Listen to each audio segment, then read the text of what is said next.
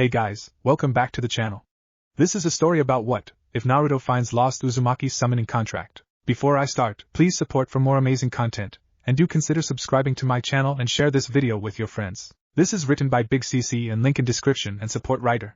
Let's start the video. Chapter 1, The Beginning at the End, The Valley of the End, Rasengan, Chidori, Naruto and Sasuke rushed at each other, signature attacks blazing in each of their hands for a final strike. Due to Sasuke's slightly taller size, his attack landed first, spearing Naruto in his right shoulder, slightly piercing the boy's lung. The immense jolt of pain was enough to cause the blonde to lose the concentration he'd used to maintain his balance on the damaged terrain, and he fell forward. The Rasengan, formerly aimed for the Uchiha's forehead protector, slammed directly into the traitorous youth's stomach, sending him flying backward straight into a wall. As Naruto stood there panting, every cell in his body screaming out in pain, he managed a foxy grin. "BG team," he smirked before promptly falling unconscious from pain and blood loss. Hatake Kakashi hopped through the tree surrounding the Valley of the End accompanied by his nin dog Pakken. As he approached the valley, his eyes instantly locked on the prone form of his fallen student, Sasuke Uchiha. The boy, his prodigy and his pride, was lying on the ground unconscious.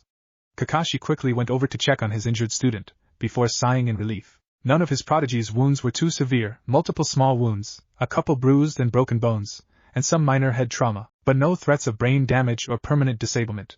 With any luck and some proper medical treatment, his star student would be on his feet and training again in no time. "Kakashi!"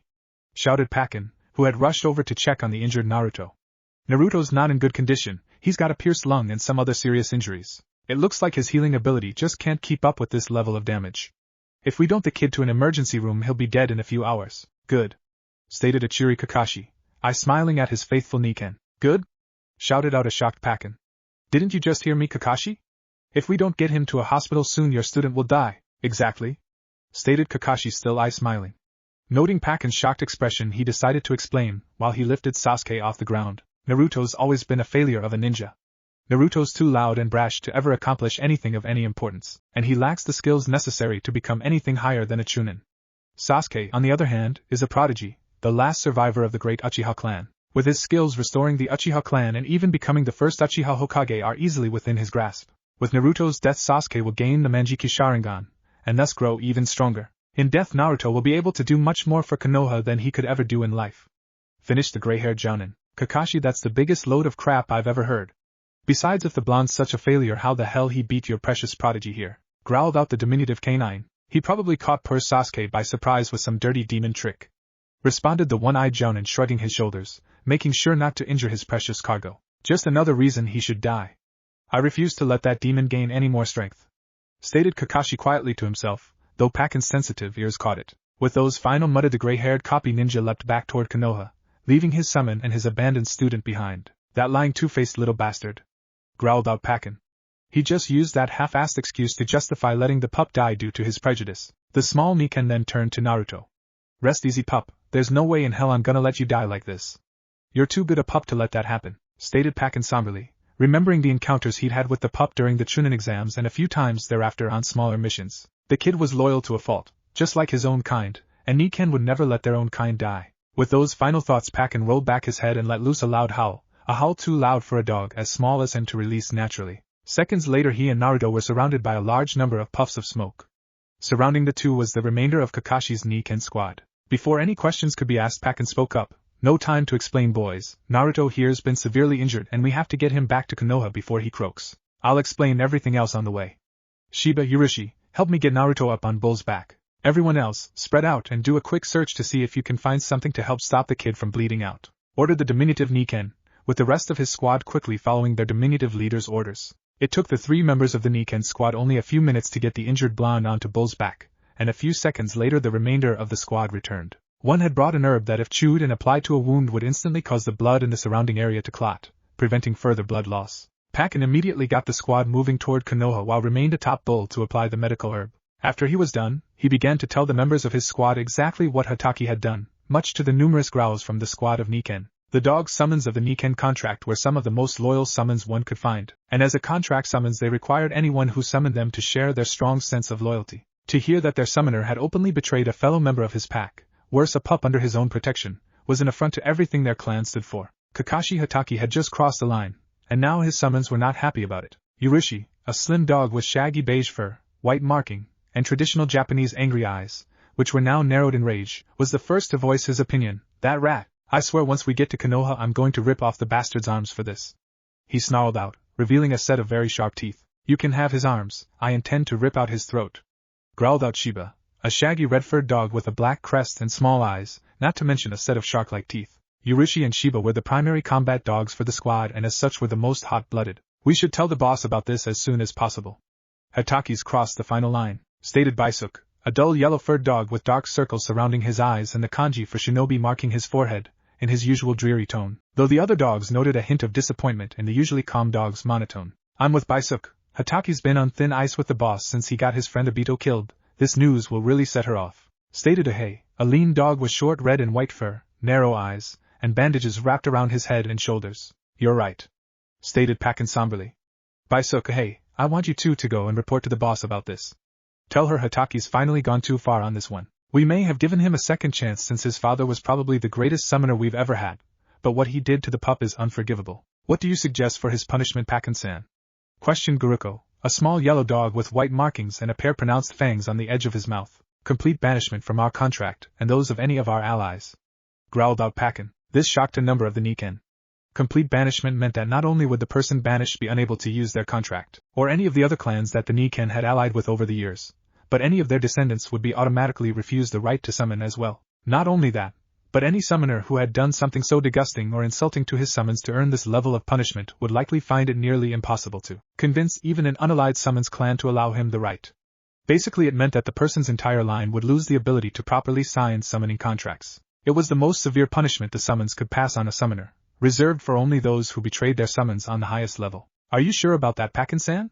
stated Akino, another yellow-furred dog who wore a pair of sunglasses and a scarf around his neck. "The Hataki clan has held our kind's summoning contract for generations. If any Hataki is forbidden from signing our scroll again, we'll need to find a new summoner, unless we want to risk leaving the summoning scroll out for Hataki to find and destroy in an attempt for revenge. I know it's extreme, but what Hataki did to the pup violated the very basis of our clan's laws. That merits the most severe punishment we have. As for a new summoner, I already have a good idea on someone who'd fit our needs perfectly," stated Pakken with a soft chuckle, as he looked backwards at the unconscious blonde riding behind him. "The fox child?" asked Baisuk calmly, no insult meant, merely a question. "Yup," stated the small pug. "I've only met the kid a few times, but each and every time I have, he's been willing to risk his life to defend his home and his friends. That's the kind of loyalty that our kind requires of a summoner." Baisuk and Ohei both nodded their heads. If their leader was willing to vouch for the pup, then that's all the assurance they needed. "We'll give the boss your message and suggestions," stated Ohei, before both he and Baisuk disappeared in twin puffs of smokes. "I hope I'm right about you, pup," thought Pakken, "or my tail's gonna be in some severe fire." The small Nikken then let out a soft sigh before ordering his team to move double time. Konoha Gates. A short time later, standing at the gates of her village, Tsunade Senju was worried. Most of the Sasuke recovery team had made it back already and all of them were injured in some way or another. She had just finished operating on Chuji, who was suffering extreme chakra exhaustion and internal damage after using the Akimichi 3-colored food pills. The boy had been in a rough spot, but luckily she was able to stabilize him. Now all the boy would need was a little rest and he'd be fine. Niji had suffered a number of piercing wounds throughout his body, but the boy should recover in time. Kiba and Akamaru had also suffered a large number of physical injuries, mostly severe cuts and a few broken bones plus, and were also suffering from chakra exhaustion, but they'd both pull through after some recovery time. Shikamaru had suffered the least amount of injuries of the group. Whether this was due to his tactical expertise or just sheer dumb luck she couldn't tell. The only problems with him were a slight case of chakra exhaustion, a broken finger, and a number of minor cuts and bruises. Finally, Rock Lee was suffering from several injuries from his fight with the bone-wielding Kagaya, not to mention a severe hangover, but he'd be fine with a little rest. Now the only remaining member missing was the person she'd come to view as a younger brother, or even as a son at times. Naruto Uzumaki. Surrounding her were several others.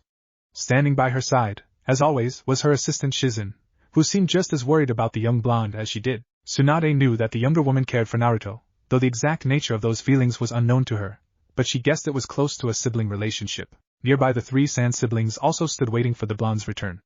Temari and Kankuro both seemed mildly nervous, but Gaara was the alarming, while the young redhead's face remained as stoically calm as ever. Anyone with any experience reading people, which thanks to her years of experience gambling, despite her losses Tsunade had in spades, could tell how nervous the young man was. It wasn't all that surprising really, considering all that Naruto had done for the younger Jinchuriki. Naruto had been the one to save the formerly psychotic redhead from his lonely existence by beating some sense into his head, both literally and metaphorically. Now Gaara considered Naruto both his personal savior and his closest friend. It was only natural for the redhead to worry for his safety. Standing nearby was Hinata Hyuga, a young kunoichi who Tsunade knew had a monster crush on Naruto. She'd seen herself on multiple occasions how the shy, soft-spoken Hyuga would get all nervous and twitchy whenever her little brother was around, even fainting dead straight if he got too close to her. The young Hyuga had seemed to have some serious self-esteem and confidence issues that needed to be worked out, but she had a lot of promise. Personally, Tsunade liked the girl and thought she and Naruto would be good for each other. The blonde's endless confidence and warm nature would help build the Hyuga girl's own confidence, while the soft-spoken Hyuga might actually be able to calm the overly energetic blonde. She was certainly a better option than Naruto's current crush. Speaking of that annoyance, Sakura Haruno was also among the group waiting for the blonde's return. However, unlike the rest of the group that was waiting for the blonde, she seemed more interested in her traitorous teammate than the loyal one who'd set out to retrieve him. She had once considered the girl a possible applicant for apprenticeship under her, but that thought had been thrown out the window a long time ago. The girl was arrogant, pushy, and had an overly inflated opinion of herself, not to mention her nearly complete lack of skills, besides nearly perfect chakra control. Still, that facet had made her an appealing applicant, considering the control requirements necessary for medical jutsu, not to mention her own super strength techniques. But since this entire debacle started and the girl kept ranting on about how Naruto Baka had better not hurt her Sasuke-kun, the elder blonde's opinion of the pink-haired girl kept falling lower and lower.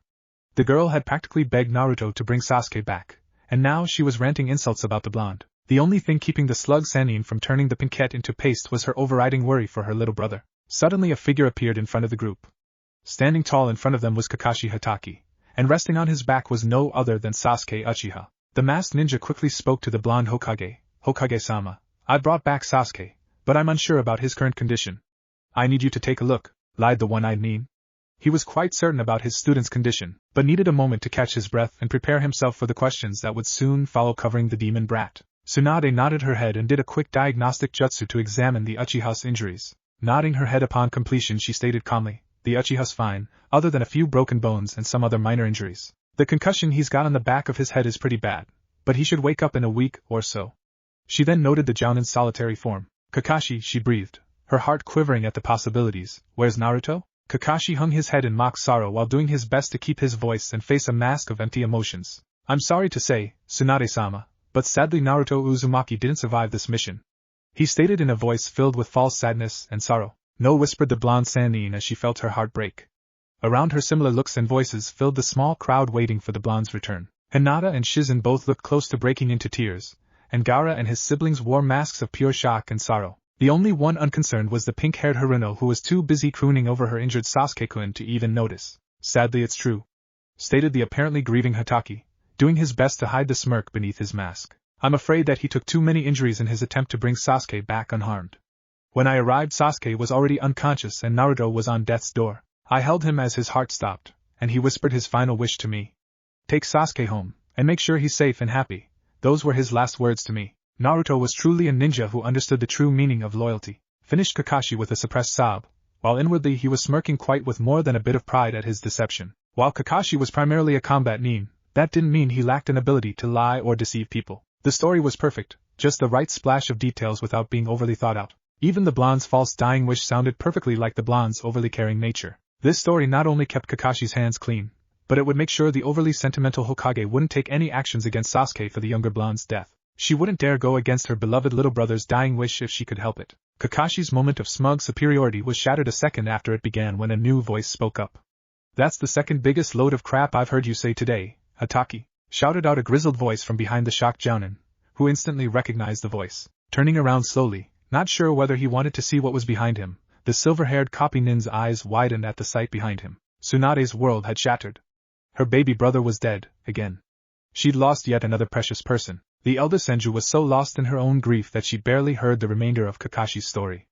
Only when the third voice had cut did she even bother to raise her head. Thinking it was some fool who'd dare mock her now dead brother's legacy, she prepared to turn the speaker into mincemeat, only to stop short at the sight she saw before her. Standing in the center of the road was a massive Niken, one she recognized as belonging to Kakashi's own squad. Sitting atop the dog's massive head was the undeniable speaker, a diminutive Niken she recognized as Pakken. Surrounding the massive Niken was 4 of the remaining 6 members of his Niken squad. Finally, lying right behind the diminutive Pakken and across Bull's massive back, unconscious but still breathing if the slow and sporadic rising and falling was any indicator, was one Naruto Uzumaki. Forgetting everything else for the moment, she ran straight for her little brother. As she approached, the small Niken still perched on the giant's head spoke up again. Lady Tsunade, boy am I glad to see you.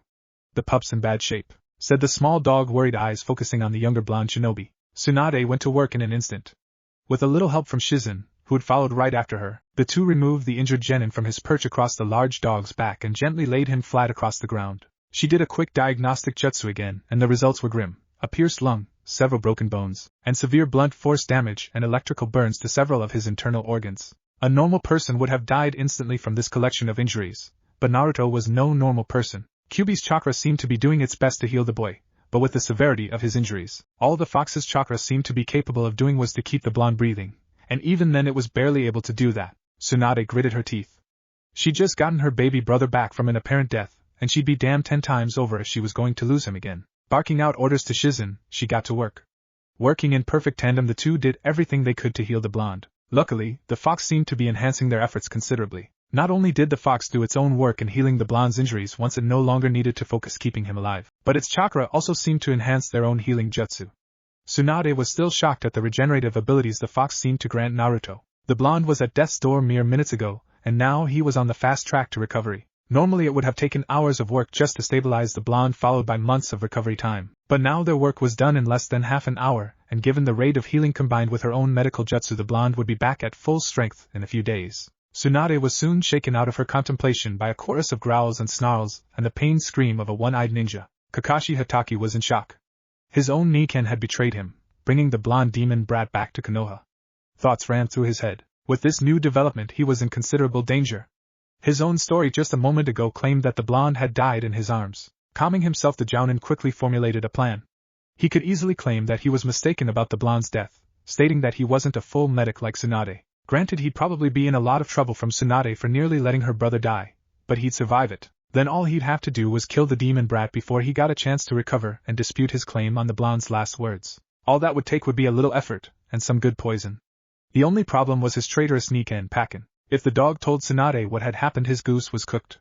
He needed to get close enough to Pakin to forcibly dispel the summons. Then he could resummon the dog in an area where they could work this out. Worst case scenario, he'd simply cancel the contract with the Niken, stating that he and Pakin had a major disagreement about what had happened and the dog had gotten the contract cancelled before he could explain what had happened. Plan set into his mind, the one-eyed Jounin started to move forward, only to be stopped halfway. As soon as he'd even approached the downed blonde with the small Nin pug sitting by his side, the rest of his former squad launched into immediate action. The remaining Niken launched themselves at their former master, and each latched onto him and held him down, while the silver-haired ninja screamed in pain. Shiba and Yurushi, being two of the larger and stronger dogs of the pack, both latched onto an arm holding it down and to the side, preventing the copy Nin from using a single jutsu or attempting to dispel them. Garuko and Akino, being smaller and with a lot less power, latched onto the man's ankles, gripping tightly and jerking, causing the man to fall to his knees. Lastly, Bull appeared behind the downed shinobi and bit deeply into the man's right shoulder while putting his massive weight to good use and pinning down the already injured Hatake.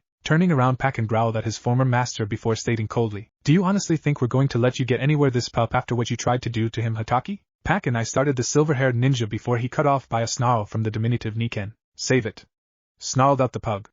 "I've already sent Ahei and Baisuk to inform the boss about exactly what you did to that pup, and I've already gave her my recommendation for your punishment. Complete banishment from not only our contract, but from all of our allies as well." Kakashi's visible eye widened in shock. He knew full well what complete banishment would mean. Neither he nor any of his kin would ever be able to summon again. "You can't do that!" shouted out the shocked ninja. "I can and I did, and it's the least you deserve for betraying the pup like you did," growled out the enraged Niken. "Excuse me?" stated the voice of the fifth Hokage, who'd observed their entire discussion, seemingly forgotten by the two. Kakashi did not like the eerie calm that now filled the Sanin's voice. It did not speak well for his chances of survival. "Pakin, was it?" she asked, smiling at the small Niken. Getting a nod from the small dog, she continued, "Given your reaction to his story, and the obvious proof of Naruto still being alive, when Kakashi told us now, what was it?" "Oh yes, I felt his heart stop as I held him in my arms." "Was that it, Kakashi?"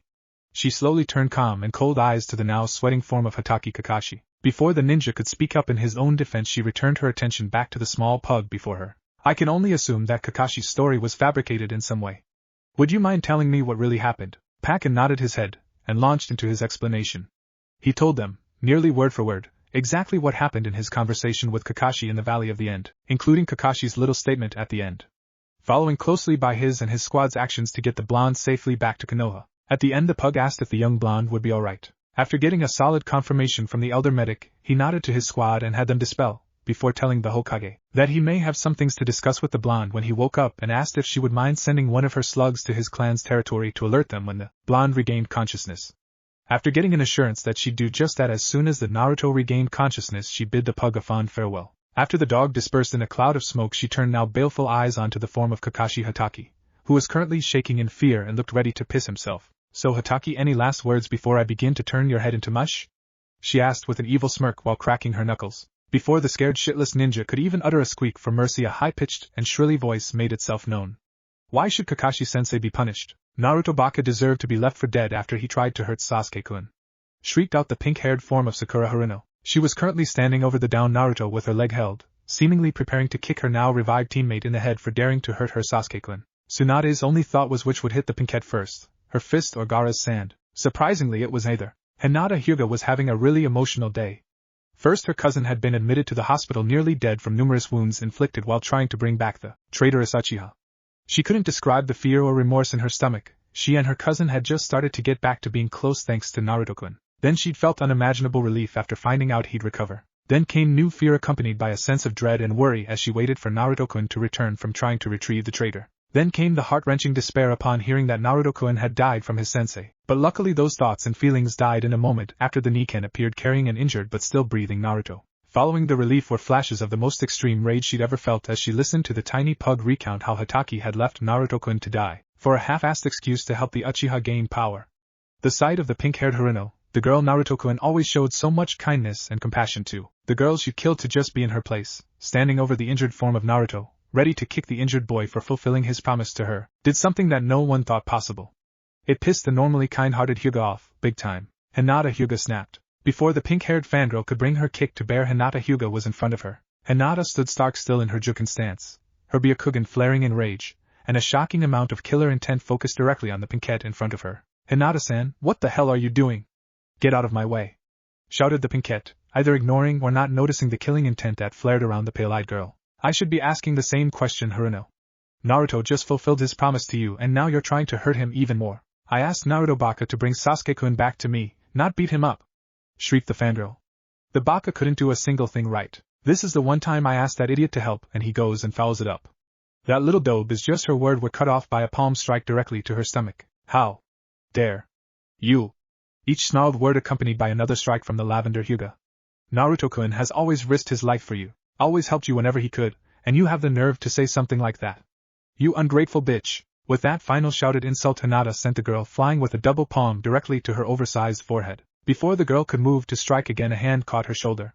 Turning, she saw the grinning face of the fifth Hokage staring down at her. Hinata gulped, realizing had she just done, she'd attacked another Konoha nin in front of the Hokage. That was ground for immediate and severe punishment. Wasn't she surprised when the Hokage patted her on the shoulder and said happily, couldn't have said it any better myself, she said, flashing the girl a warm grin. Tsunade wasn't a woman who normally liked surprises, but the actions of one Hinata Hyuga were certainly an exception to that rule. Maybe I actually do have a good candidate for a second apprentice, she thought happily, remembering the scroll Kurenai had given her on the blue-haired Hyuga, stating her near-perfect control. After giving the girl another pat on the shoulder, she called, Shizen, get Naruto-kun and Haruno-san to the hospital. I'll handle the Uchiha myself when I'm done with Hatake. Hinata-chan, would you mind helping her with Naruto?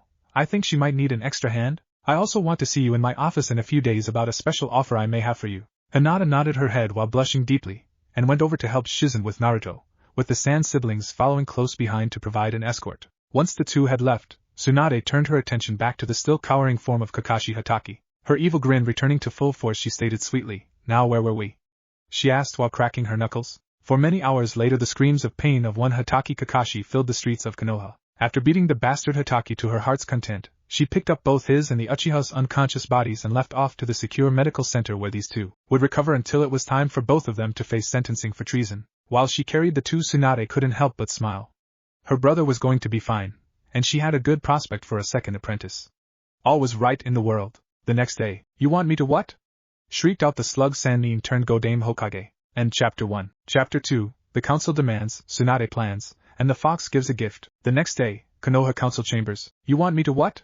Shrieked out the slug Sannin turned Godame Hokage. The volume of the blonde Sannin shout alone was enough to make a certain pink-haired genin jealous. However, unlike the shrill sounds of the fangirl's shriek, Tsunade's enraged voice sounded more along the lines of a roar than an actual shriek. That, combined with her slamming her fists onto the table, nearly shattering it, and the amount of killing intent she was subconsciously releasing, was enough to send most of the civilian members of the council scurrying backward and the shinobi members reaching for their weapons. It is the decision of the council that both Kakashi Hatake and Sasuke Uchiha will not be tried as traitors for their actions. It is also our decision that Naruto Uzumaki is to be banished from Konoha, stated the cold tone of the ancient warhawk known as Danzo Shimura, who was currently sitting on the opposite side of the table between his fellow members of the Elder Council, Hamura Mitokado and Koharu Yutane, her sensei's former teammates. Explain yourselves?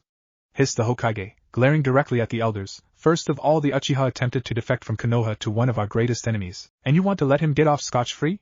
As for Hatake, he not only abandoned a severely injured comrade, a genin under his direct authority no less, to die, but lied to me about it.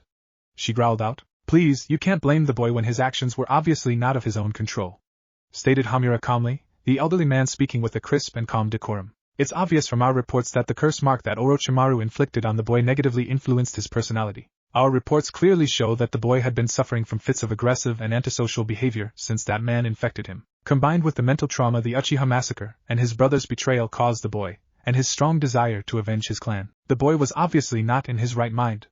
Steps are being taken to ensure that this doesn't happen again. We already have seal masters working on a way to permanently suppress the seal, and we have also placed a locator tag on the boy's leg to ensure any other attempts at kidnapping will be futile. As for young Kakashi, stated Koharu, our interview with him showed that while the man did make a mistake, it wasn't one worthy of the crimes you're blaming him for. From Kakashi's rendition of the events, the man was quite certain that Naruto would die before he could get him back to Konoha, while he was uncertain about Sasuke's condition. Clearly the man believed that Naruto was beyond his ability to save, so he focused on saving the one student he thought he was capable of helping. As for lying to you, well, I can't really blame the poor boy. It is well known how close you and the young Uzumaki are. If he told you the exact truth, you'd have probably killed him then and there, stated the elderly woman, her voice filled with false sympathy. What about the statement Pakken gave me? From that it's quite clear that Hatake's intentions in leaving behind Naruto were wholly malicious. Snap Tsunade, snorted Koharu. The word of one of our ninja far outweighs the word of a summons, and since there are no other witnesses or evidence, we can only trust in our shinobi. You needn't worry, Tsunade. Kakashi will still be punished for his breaches in conduct, but I don't believe the boy's poor choices should cost him his life, especially given the circumstances. Furthermore, given your close relationship with the boy he abandoned, we'll be the ones to decide the punishment, since your closeness to the case would obviously impede your ability to make a fair and unbiased judgment. You're right, Tsunade mentally scoffed. From what I've read, those fits of aggressive and antisocial behavior have been going on since the Bratz clan was slaughtered, but you idiots have been ignoring or explaining it away just so you can have your precious Uchiha clan revived. As for Kakashi, you just want him to be able to keep teaching the little bastard. I also doubt any punishment you inflict on the man will even be noticeable. Hell, they probably want to reward him for almost getting rid of Naruto, mentally growled out the elder woman, but she knew that this wasn't the time or the place to argue about that, and quite frankly, she didn't much care what happened to the Uchiha or Hatake now. The only one she cared about right now was her little brother. And what about banishing Naruto? What the hell is the boy's crime? Growled out the blonde woman murderously. Naruto Uzumaki is charged and convicted of the assault and attempted murder of the clan heir of the Uchiha clan. A most serious crime, stated Danzo somberly, with a twisted smirk on his face, a smirk shared by the remainder of the Elder Council, the Civilian Council, and to Tsunade's surprise and anger, a large majority of the clan council. That is the most ridiculous thing I've ever heard, shouted out the blonde Hokage. Naruto and his team was assigned to retrieve Sasuke by any means necessary, and from what I've seen, Sasuke was the one least injured by their fight. Calm yourself, Tsunade-sama, stated Danzo coolly, his voice never losing its even tone. From what we've confirmed from the battle, it is clear the blonde used excessive force than necessary to bring back the young Uchiha. Under Konoha law, those actions against a fellow ninja, especially one not under his own power, constitutes charges of assault and attempted murder. And where the hell do you get the idea that Naruto used excessive force? Snarled out Tsunade. From Kakashi's report, of course, stated a smirking Danzo. Within it we find statements on the condition of the battlefield and the young Uchiha. That clearly shows the young Uzumaki clearly used greater force than necessary to capture young Sasuke. Along with those charges, there are the clear indicators the boy is succumbing to the demon held within him. The many instances of his use of its chakra is a clear enough sign of that. The boy needs to be removed from Konoha immediately for the village's safety, if nothing else. Tsunade was gripping the edge of the council table so hard that the two chunks in her hands suddenly cracked and snapped off. Throwing the hunks of wood, that were now barely more than handfuls of sawdust, to the side, she rounded her glare onto the clan council. I expected this kind of blatant favoritism and animosity from the civilians, but am I to take it that the clan council agrees with this as well? I thought that you people at least were capable of seeing past the damned fox. She growled angrily. For the most part the council cringed under their leader's glare, but Hayashi Hyuga decided to speak up. It is the near unanimous. The head of the Hyuga clan shouted glare at Shibi Aburame, that the boy is too dangerous to remain inside Konoha. The indicators of his use of Kyuubi's chakra in the confrontations with Zabuza Momochi, my nephew Niji, and then again in his battle with Sasuke are clear signs the seal is weakening. Given those facts, it is in the best interests of the village to see the boy removed. Tsunade ignored the Hyuga. She was sure that if she didn't she'd likely pluck out the man's eyes with her own 2 fingers and turned her attention to the Aburame clan head. I take it from Hayashi's reaction that you're the only one who voted against banishing Naruto, she stated calmly. That is correct, Hokage-sama, stated the Aburame head calmly. My clan knows full well what it is like to be disliked and persecuted for something that we hold within ourselves, he stated solemnly. Bah! Came the shrieking voice of Tamara Haruno, the head of the Haruno clan and head of the civilian council. It's just like you bug freaks to sympathize with that demon brat. If I had my way the little monster would have been drowned as soon as it was born. Her rant was halted by a kunai, courtesy of Tsunade, whizzing past her cheek and leaving a deep gash. I'll remind the council that my predecessor and teacher's law is still in place, and I will personally enforce it on the next person stupid enough to break it in my presence, stated Tsunade coldly, getting many frightened stares from the entire council. Calm yourself, Tsunade, growled out Danzo. We are attempting to be merciful to the boy. Normally the punishment for the crimes the boy has committed is death by forced seppuku, but considering your relationship with the boy, and his numerous actions for the good of the leaf, we are only banishing him. And if I refuse to acknowledge the council's decision? Returned the blonde Kage. Then we will be forced to take this directly to the fire daimyo, and have him punish the boy to the full extent of the law. It is your decision, Tsunade. Either agree to banish the boy or risk him being forced to kill himself as punishment. Naturally, we won't force you to make a decision so suddenly. We'll give you until the boy's banishment is due to make your decision. If he has not left by then, we will be forced to take the matter to the daimyo. And when exactly is the banishment to be enforced? Asked Tsunade in a dangerously calm voice. The boy will have 3 days after he is fully recovered from his injuries to set his affair in order before his banishment is enforced, stated Koharu. When is the boy due to be fully recovered? Tsunade thought for a moment. Given his healing abilities, Naruto should regain consciousness within the next day or so, and be fully recovered within a week of that, she lied calmly. In all honesty, the blonde would probably be fully recovered in 2 days, but she needed the extra time to plan. Very well, we'll trust your judgment on the boy's recovery, stated Hamura calmly. Will you be the one to deliver the message to the boy? She asked. Yes, growled out the slug Sannin. She wouldn't trust any of these fools to deliver the news honestly to Naruto. Good. Then this meeting is over, stated Danzo with a final victorious smirk. An hour later, Hokage's office. The enraged roar of a pissed Sannin split the night as a chair suddenly flew out the topmost window of the Hokage's tower. The chair was quickly followed by several other pieces of furniture, and one unfortunate chunin who had chosen that time to deliver a report. Within the office connected to that window, a red-faced Tsunade stomped about in a state of utter and complete rage, ignoring the screams of the free-falling chunin. Those bastards! Those chauvinistic, idiotic, pig-headed bastards! How dare they do this to him? After everything Naruto's done for this village, they just up and order me to banish him, or they'll have him executed. She finished with a dark growl. Surely there's something we can do, Shursho? I mean, with the flimsy evidence they have, they can't honestly convince the fire daimyo to support their claims, right? Asked a worried Shizen. Her master had explained everything to her before she went on her rampage, and now the young dark-haired woman was worried sick. It's not that simple, Shizen. First, the fire daimyo is a politician first and foremost. If he sees the entire council standing against one boy, then he may decide to side with them despite the evidence, and that's not mentioning any political tricks, favors, or sway Danzo or his cronies have up their sleeves. Then there's the implied threat Danzo and the rest of those toads in the council made when they gave me the offer. She growled. Implied threat? Asked Shizen cautiously. When they offered me the chance to decide whether or not I agreed to Naruto's sentence, they were issuing a challenge and a threat. To translate, it said, either agree with us now and banish the boy, or the next time the boy even steps slightly out of line we'll do everything in our power to see him dead. Basically, they're saying that this is my only chance to let Naruto live, and if I don't do as they say, they'll pull out every dirty trick, plot, and plan they've got to see the Gaki executed at the slightest convenience. Explained a grim Tsunade before sighing and continuing. I'm also pretty sure that even if I do agree to banish him, they'll constantly threaten to have him marked as a missing nin in the bingo books if I don't become their cooperative little puppet. Oh dear. Stated a shocked Shizen, realizing what that meant, and it was a pretty bad situation for Naruto. If Tsunade agrees, then he'd be banished from his home for the rest of his life. But if she refused, then Naruto would be under a never-ending cloud of political scrutiny and danger. Either decision would also benefit the council. If she agrees, they'll have a constant threat against her to try and control her, and if she refuses, they'll constantly bombard her with threats to the younger blonde, making her unable to prevent any other plots without risking the blonde's life. It was pretty much a lose-lose situation for both the blondes, and a win-win for the council. If she didn't hate the council's guts at the moment, Shizen would have been impressed, it was political maneuvering at its finest.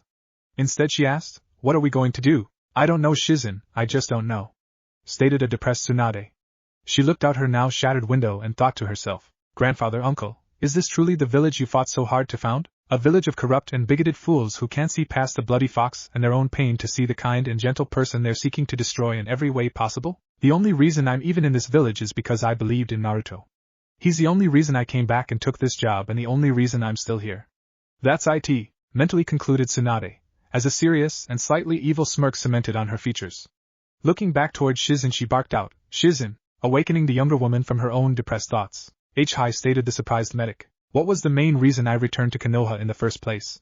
she asked seriously. "It was because of Naruto-kun Shirsho," responded her first apprentice, who was slightly confused by her master's questions. "And who was the one who convinced me to take this job in the first place?" continued the blonde. "Naruto," answered the still confused Shizen. "And who or what is the only reason I'm still in this village?"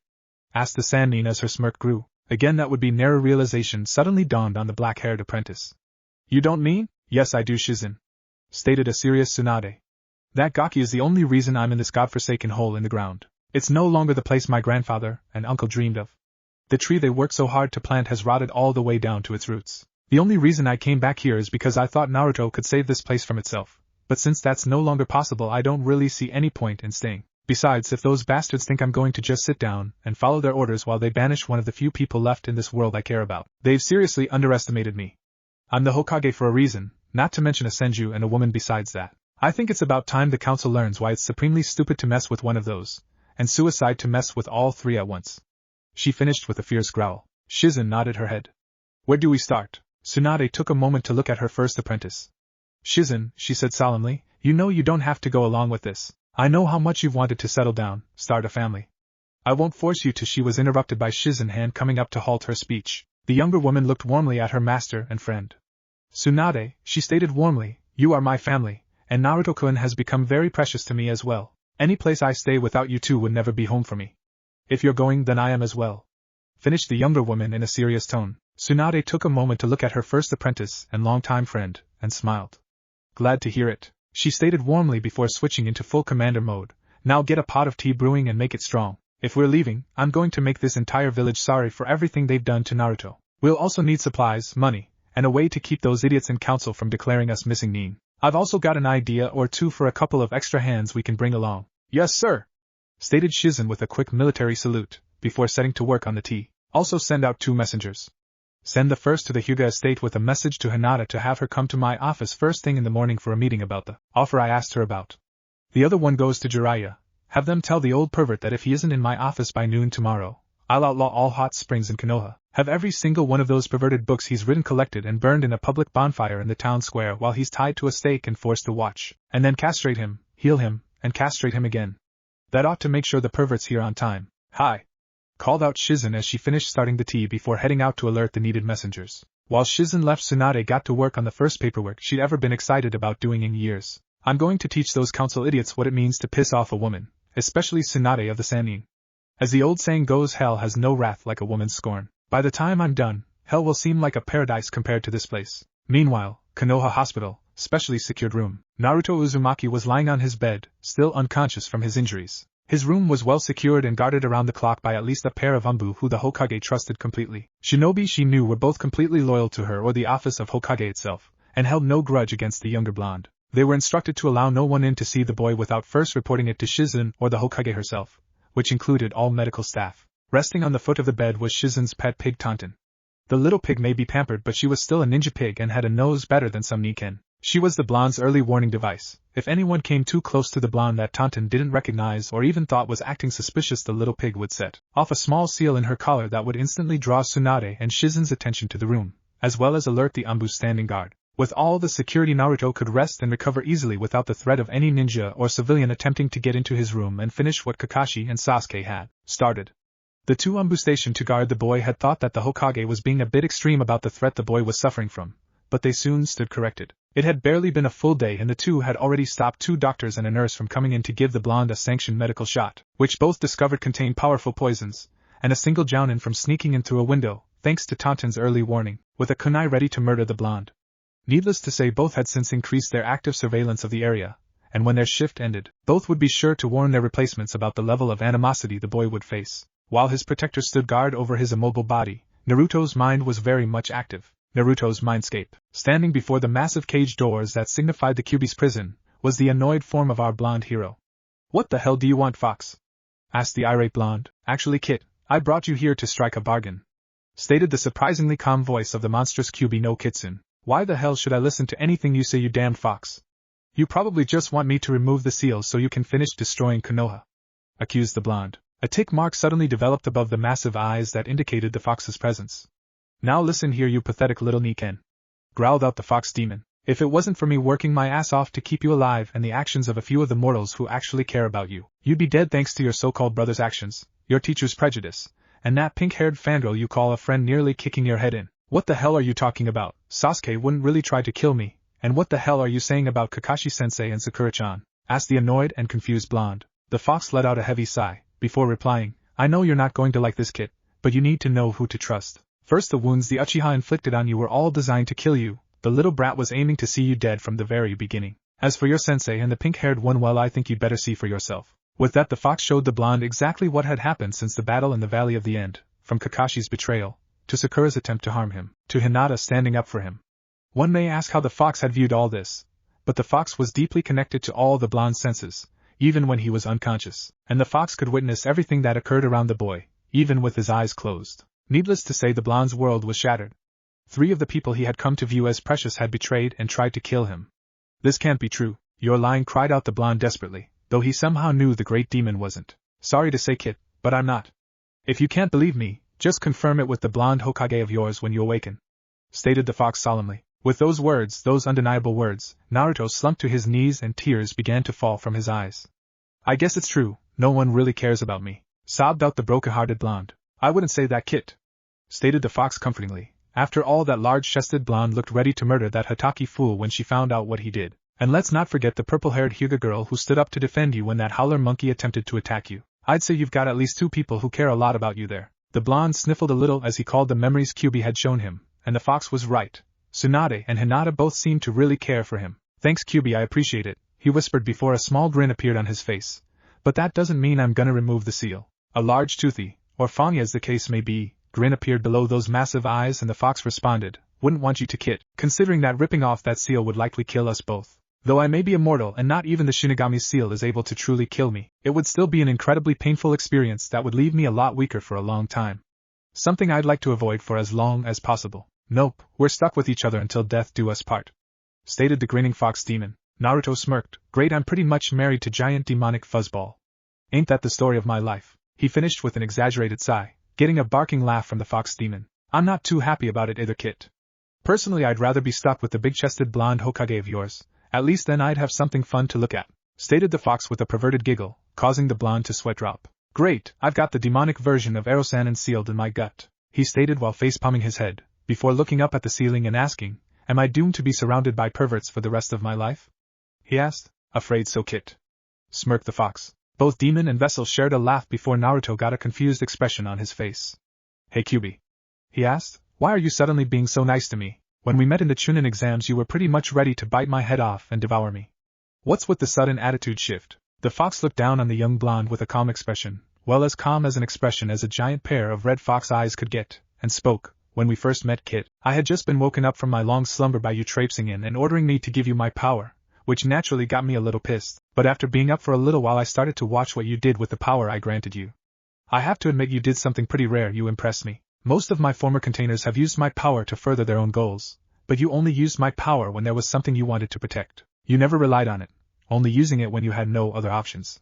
Then I decided to sift through your memories, and saw what your life has been like. Despite everything you've been through because of this village, all the years of loneliness and hate you've experienced, you never went down the path of anger and hatred. For a mortal to show that much resolve and strength of will is something truly impressive. To put it simply, Kit, you've earned my respect, and that's something only a very small list of mortals can claim to have done, 2 of which were your first and fourth Hokages. Come to think of it, you actually remind me a bit of the old woodhead and the blonde-haired speedster," finished the fox with a smug expression. The blonde was flabbergasted. He'd earned the respect of the Kyuubi no Kitsune, the greatest of the tailed demon lords, and even reminded the fox of both the first and fourth Hokages. "Thanks," he muttered, not really sure how to respond to the praise. That was a lot of compliments for a kid who barely received any at all. Then again, considering how his supposed sensei seemed to be just another bigoted idiot, that wasn't much of a surprise. Remembering what had started the conversation, you mentioned something about a bargain? The fox's grin returned full force. Glad you remembered that. Maybe you're not as stupid as everyone thinks. Hey! It isn't my fault that those baka instructors at the academy wouldn't teach me anything. All they did was yell at me and send me out of the class at every opportunity. It wasn't until Iruka-sensei started teaching us that anyone bothered to try and teach me anything. Stated the annoyed blonde. Relax, kid, I know. Stated the fox calmly. We'll have to work on that once you're back on your feet, but that can wait for later. Right now, what I'm offering you is a bloodline. Stated the smirking demon. A bloodline? Shouted the shocked blonde. He remembered what Kakashi-sensei no Hataki team had told him about bloodlines. They were a rare and powerful gift that only members of certain clans could use. How can you grant me one of those? Asked the confused and excited blonde. Well, right now, due to the lengths I went to keep you alive after the Uchiha whelp ran a Chidori through your lung, your body is pretty much saturated with my chakra. All I have to do is channel more of it, and then immerse it into your DNA to alter it, granting you a bloodline. Explained the fox. Oh, said the blonde flatly, not understanding everything the fox had just told him, but deciding to go with it, until another question popped into his head. What do you get out of this, QB? Excuse me? Asked the surprised fox. Well, you said this was a bargain, right? And a bargain usually has someone giving something to someone else in exchange for some other thing or favor, stated the blonde confusingly, as if having trouble putting his thoughts into words. The fox openly stared at the blonde for a moment before it started to laugh again. You know, Kit, you might actually have a brain inside that slab of concrete you call a skull, laughed the demon. Hey! Shouted the insulted blonde. Relax, Kit, all fun aside. Yes, there is something I'd like you to do for me. I want you to hunt down that snake bastard Orochimaru and another person when you become strong enough and rip him into bite-sized bits. Growled out the fox. What's with the serious grudge you've got for Orochi team and this other guy? Asked the blonde. They're the reasons you and I are stuck like this. Growled out the fox. Seeing his vessel's confused expression, the fox explained. Have you ever wondered why I attacked Konoha in the first place? I never really thought about it. Answered the blonde honestly. Well, it all started about 14 years ago. Despite what most Nikken believe, we Biju are not an entirely evil race of demons. Most of us just want to be left to our own devices. I'll gladly admit I'm a hot-headed and violent being, but I don't rampage unless someone pisses me off. I'm no pacifist, mind you. In fact, there are few things I love more than a good fight, but I don't like mindless slaughter. I'm usually content with just lying around and enjoying the peace and quiet of my den, and occasionally getting into a fight with some being that's actually worth the effort. That's where those two come in. I was in my den simply enjoying a nice nap when those two came in. That snake freak bit me in the neck and injected me with some sort of poison that weakened my mind and made me more susceptible to genjutsu. Then the other one, a man with a single, unusual Sharingan, placed a powerful genjutsu on me, throwing me into a berserk fury and sending me straight to your village. Now there's a lot of things I don't like in this world, and right near the top of that list is being used. That's why I want your help in seeing those two pay. Finished the fox with an audible snarl. I see. Stated Naruto with more than a little anger lacing his voice. Considering it's their fault my life has been so royally screwed up, I don't think I'll mind taking care of them. But who's this second guy? The one with the weird Sharingan? Asked the blonde. I don't know for sure, Kit. His scent seems so familiar but I just couldn't place it. But somehow I know that we'll meet him again in the future, just like we met Orochimaru, answered the fox. We can worry about finding him after we deal with the Hibi team. Stated Naruto, before an excited look appeared in his eyes. Now what exactly will my bloodline be able to do? Asked the blonde boy. Hey. Eager aren't we, Kit? Stated the amused fox.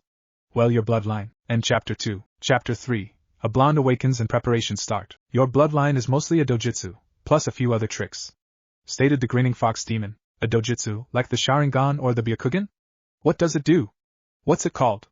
Asked the excited blonde. Settle down, Kit. First I've named it the Yokugan, Demon Fox Eyes, and it has 9 special properties, one for each of my tails. Stated the fox with no small amount of pride. Now it has the basic abilities of most dojutsu, enhanced sight, the ability to see chakra, and an increased resistance to genjutsu. In addition to those abilities, you'll be able to track and follow movements in a similar manner as the Sharingan your team of a teacher and teammate possess can. You can switch your eyes to see on the infrared spectrum. Infra what spectwo? Interrupted the confused blonde. Sigh, that's infrared spectrum, Kit. Answered the fox. Basically it means you can see things based on heat instead of light. There's a lot of complicated science involved that I'll explain later, but basically it means you'll be able to see through walls and disguises as well as having perfect vision in otherwise lightless conditions. You can also cast a number of special genjutsu called Kitsu no Meiho, fox magic, and you can combine fire and lightning chakra, which I've given you strong affinities for at no extra cost, to create a new sub-element called Kitsunbai Foxfire. I've already developed some special techniques for both, and I'll teach those to you later. Finally, I've ingrained your healing factor into it as well. As the fox finished his little speech, he looked down at his container to find him drooling with a very distant look in his eyes. Kit? Kit! Snap out of it already, shouted the fox. Huh!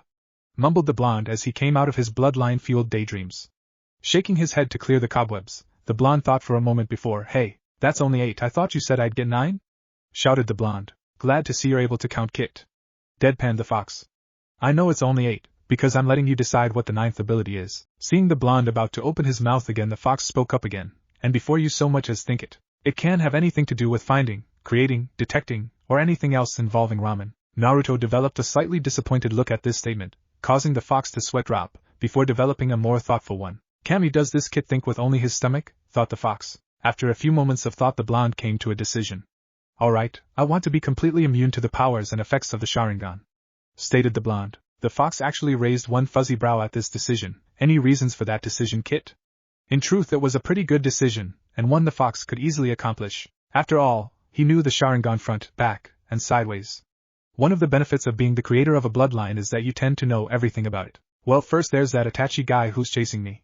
He's supposed to be a master at wielding the Sharingan, so being immune to it would definitely help me. Then there's both Sasuke team and Hitaki team. They're both experts at wielding the Sharingan, and both of them have tried to kill me in just the past few days. Kind of makes me think that anyone who has the Sharingan is going to hate me and want to kill me on principle. If that actually happens, I'd like to have something to give me an edge. Finally, there's the fact that I've never really liked how the Sharingan could steal a person's jutsu, especially after all the hard work it takes to just learn a new one. It took me weeks to learn the Rasengan, and hours of hard work to learn Kagebunshin. It just rubs me the wrong way that Sasuke team or anyone else can steal them from me just by watching me use them, answered the blonde. The fox was pleasantly surprised. The Kit actually had some pretty good reasoning behind his decision. Sure, the whole, I think everyone with the Sharingan has a grudge against me, was a little far-fetched, but given the blonde's recent experiences, the fox couldn't fault the Kit's logic. Alright, Kit, 1 immunity to the Sharingan, and everything it entails coming up. After I'm finished embedding your bloodline into your DNA, you'll wake up. After that, I think you'd better tell your large-breasted friend about your new abilities. Gotcha, fox, and could you please stop referring to Bachan like that? It's kind of creepy, responded the blonde. No way, Kit, I don't get anything else to enjoy in here, at least not until you actually get some, so I'm ogling for all I'm worth, answered the fox with a perverted giggle as his cage bars began to glow. Arrow-kitsune, deadpanned the blonde as he felt his mind drift back into unconsciousness. The next morning, Hokage's office. Tsunade sat behind her desk, a proud smirk spread across her face. Sitting in front of her was a small stack of papers, formal decrees all bearing her signature and stamp. It had taken her the better part of the night to figure out the exact wording needed so she wouldn't leave any holes in their escape plan. The top ones read, I, Tsunade Senju, Godame Hokage and Namakuji, Slug, Sannin, hereby name Naruto Uzumaki as my second apprentice. I, Tsunade Senju, Godame Hokage, hereby promote Naruto Uzumaki to the rank of Chunin under my authority. I, Tsunade Senju, Godame Hokage, hereby release Naruto Uzumaki, Tsunade Senju, and Shizen from all duties, responsibilities, and form of binding agreement to Konoha, or the nation of Hai no Kuni in general. I, Tsunade Senju, Godame Hokage, hereby pardon Naruto Uzumaki, Tsunade Senju, and Shizen of all crimes against Konoha or the Fire Nation, past, present, or future, as long as I hold authority as Hokage. I, Tsunade Senju, Godame Hokage, do hereby name Jiraiya of the Densetsu no Sannin my successor for the title of Hokage, if I retire, die, or am deemed as unfit for the position and a new Hokage is required. I, Tsunade Senju, Godame Hokage, do hereby release the following items from the Hokage's personal vault, the Umbu storehouse, and the village storehouse into my own care until such as a time as either I or their current possessor deems fit to return them.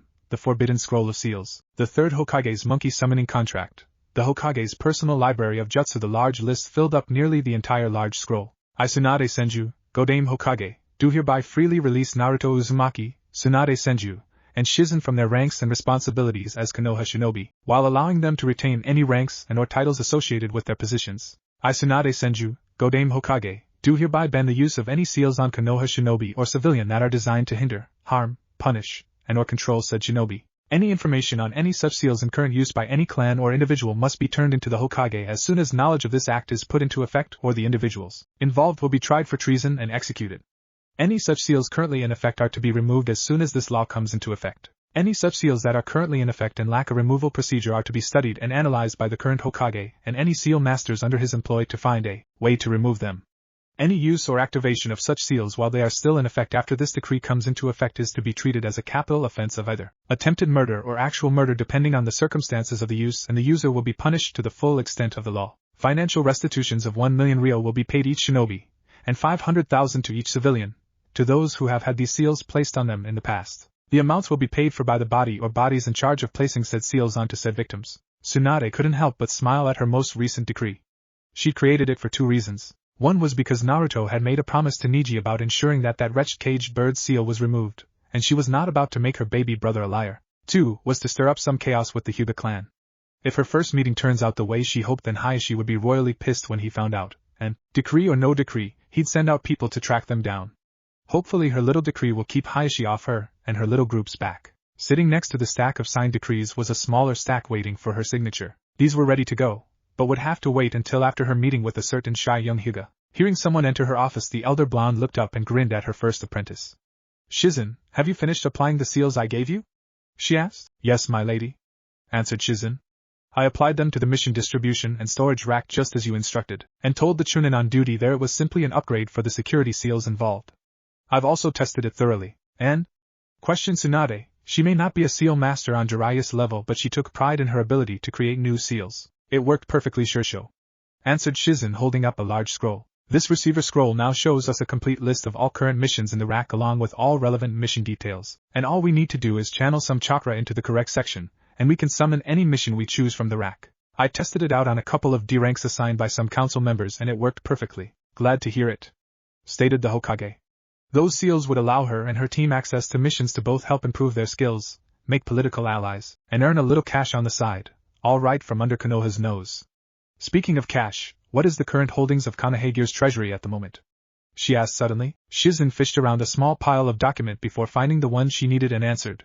"The treasury currently contains 952,682,522 real." Tsunade began to rub her hands together greedily before stating, "I do believe Konoha owes me, you, and Naruto a hefty retirement package. Wouldn't you agree, Shizen?" asked the Godame. "Oh, absolutely, Hokage-sama," answered Shizen with a slightly evil grin. Shizen may be one of to keep Tsunade in line, but even she had her faults, one of which was a significantly greedy nature when it came to money matters. In her defense, it was probably developed as a defensive measure to prevent Tsunade from gambling away every penny they ever earned. "Excellent.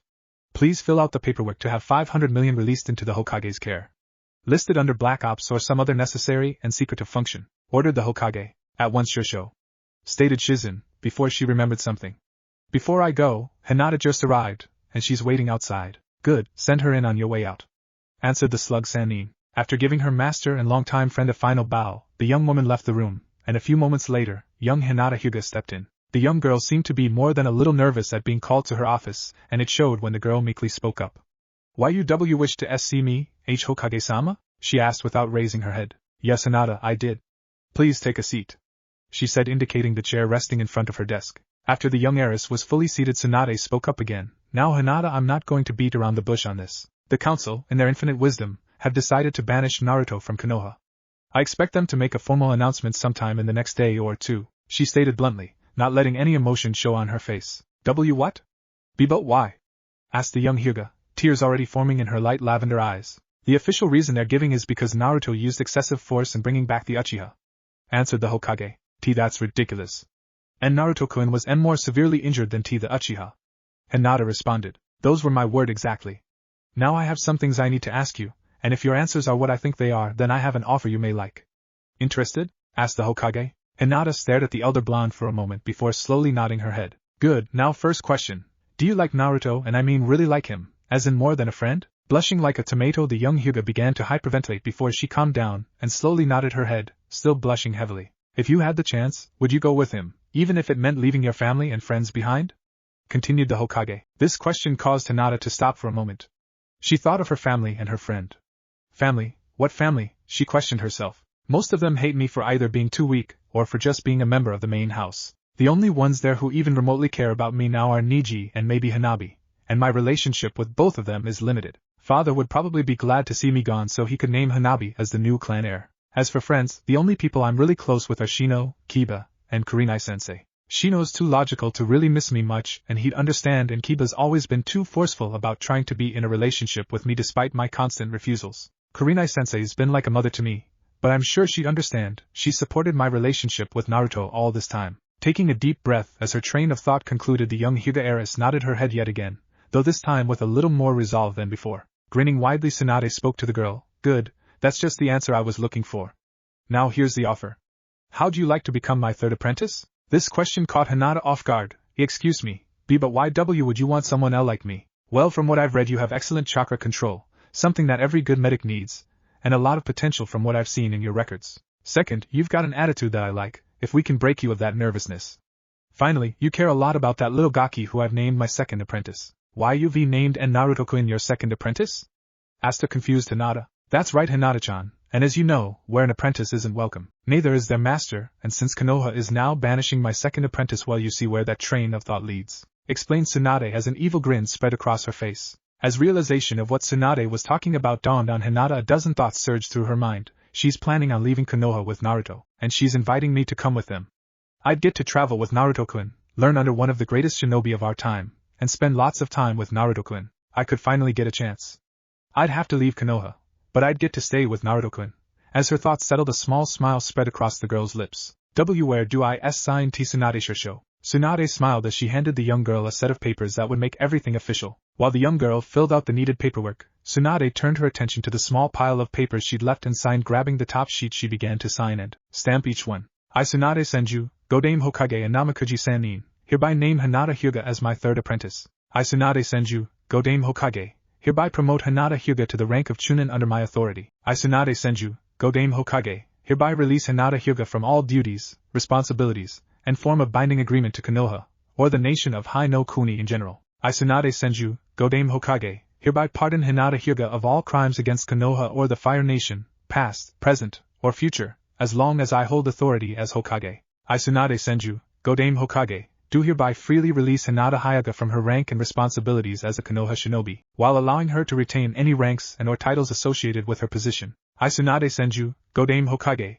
do hereby emancipate Hinata Hyuga from the Hyuga clan under my authority and place Tsunade Senju as the girl's primary legal guardian. Stamping the final command with the Hokage's official seal, Tsunade looked up to find her newest apprentice had finished signing the last document. Giving the girl a warm grin, well, now that that's done, Hinata Hyuga, you are now officially my third apprentice.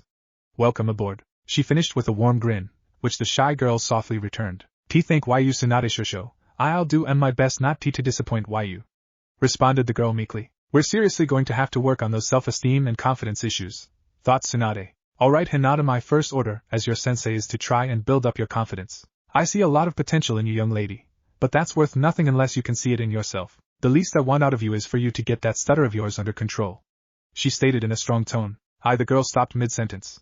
She took a few deep breaths and then, I'll do my best, Shirsho, she managed without a stutter. That's all I want, Hinata, I can't ask for anything more, she said warmly. Tsunade's years of medical knowledge weren't limited to physical medicine. She also had more than a small understanding on human psychology. From Kurenai's reports on the girl, her home life was filled with constant insults and degrading comments by a father who saw her as an utter failure. That kind of abusive environment bred two kinds of children, those who are angry at the world and those who were crushed by it. It seemed that Hinata was one of the later cases. The best way to help children like that was slow and steady care, plenty of support, and just being there for them when they needed it. No? Came the young girl's quiet question. Yes, Hinata, asked Tsunade. When will we be leaving? Asked the younger girl, managing only a slight stutter at the beginning. I'll need a few days to finish wrapping things up after Naruto awakens, which should be any time now, answered the slug Sanin. Before she could continue, Shizen entered the room again. Shirsho, I just finished visiting Naruto at the hospital. His vitals are recovering. Given everything involving Naruto, he should be awake within the hour, stated the dark-haired apprentice. Well, speak of the devil, stated the grinning Sanin. She then remembered her promise to the diminutive Niken Pakken. The woman wrote a quick message on some spare parchment, and summoned a slug. Turning the small gastropod, she quickly gave it a short set of orders. Please deliver this message to a Niken called Pakken in the Niken summons realm, she ordered. After a quick bowing of her eye stalks, the slug disappeared in a small puff of smoke. Turning her attention back to her apprentices, Tsunade smiled. Now let's go make sure our favorite blonde is greeted by a few friendly faces when he first wakes up. I think he'll need them after the news I have to deliver, she finished somberly. Konoha Hospital, main lobby. Shikamaru Nara was not having the best couple of days. After he'd been released from the hospital a day ago after recovering from his fight with the Sound Nin Taiyuya, he'd set out to speak with the rest of his team and apologize for his failure as a leader. It had actually started out well enough. Thanks to Tsunade's intervention, Chuji was recovering nicely, and would even be able to leave the hospital after a few days of rest. His large friend had been cheerfully chowing down on anything he could get his hands on to help regain his strength. The young Akimichi heir had put no blame on the young Nara for what had happened. He was just glad everyone had survived and the mission had been a success. Then there was Niji. The young Hyuga prodigy had likewise put no blame on Shikamaru, stating that it was merely the risk involved in taking on such a mission. Kiba had been a royal pain in the ass, constantly how he was going to prove to Hinata how superior he was to Naruto. The Nara had listened for as long as he could to the damn dog user's ranting, but highly doubted the mission would change Hinata's favorite. The girl had been head over heels for Naruto since the academy. Shikamaru doubted one mission and one fight would change that. Lee had been troublesome. That word seemed to be designed for the spandex-wearing taijutsu expert. The only member he'd been unable to see was Naruto, and now his inability to find the blonde was getting even more troublesome. Since yesterday, rumors had begun circulating about the blonde being banished for some foul-up on the mission, and Shikamaru didn't like that. He was team leader, so he should be the one shouldering the blame, not his knuckle-headed friend. Something was off here. In fact, something had been off involving the way the blonde was treated from the very beginning. The young Nara wasn't a genius for nothing. He noticed the constant state of animosity the whole village seemed to radiate against his friend. The sheer curiosity of it all had actually led him to start his unusual friendship with the blonde. Over the years he'd gotten to know the blonde. He'd found no reason for the blonde to suffer the kind of animosity he suffered in the village. Whenever he'd questioned his father about the elder man would roll of some string about how the blonde was a troublemaker. That had never flown with Shikamaru. Even before his friendship with the blonde, he knew no kid, no matter how troublesome, would normally be on the receiving end of that kind of animosity. After getting to know the blonde for a little while, all the explanations started to make even less sense. The blonde was a nice guy. Sure, he was a little loud and liked to pull pranks, but Shikamaru had deduced them as ways to gain attention rather than acting out. Now with the rumors of him being banished, and the pleased looks most of the older villagers were sporting, he knew that something was seriously off, and the only person who could probably tell him the exact reasoning was the blonde. Unfortunately, even finding the blonde was proving difficult. From what he'd found out, the blonde had been badly injured bringing back Sasuke, and was now hospitalized, but no one seemed to be able, or willing, to tell him just where. Listen, I'm an old friend of Naruto's, and there's some very important I need to discuss with him. The young shadow manipulator tried to reason with the main desk clerk. I'm sorry, sir, but Mr. Uzumaki's room number is being held due to certain conditions regarding his treatment. The orders came directly from the Hokage. Came the same uninformative reply. Troublesome, muttered the young Nara as he turned to head toward the Hokage's tower. Hopefully she'd be able to shed some light on what the hell was going on. As Shikamaru was heading for the main entranceway, he caught sight of just the person he was looking for. Tsunade had just strolled into the lobby, followed by Hinata and Shizen on either side. Tsunade-sama, called out the young Nara. Turning toward the caller, Tsunade instantly recognized the young Nara clan heir. Shikamaru-san, what seems to be the trouble? I've been trying to find Naruto for the past day or so, but it seems his room's being kept secret on your orders, answered the Nara bluntly. That's true. There was an incident after Naruto fought Sasuke, and I put his room under security for his own protection, answered the Hokage as she continued to walk. If you need to see him, please come with us. He seems to be close to regaining consciousness, and I have some important things to discuss with him when that happens. The young Nara nodded his head and fell into formation behind the other two. After a few moments of walking, the Nara asked, Do these things you need to discuss with him have anything to do with the rumors going around about Naruto being banished? And what was this incident that led to such high security measures? Yes, it does, answered the Hokage sadly. As for the incident, Naruto was betrayed by his sensei, Hatake Kakashi, and left for dead. This news shocked the young Nara to his core.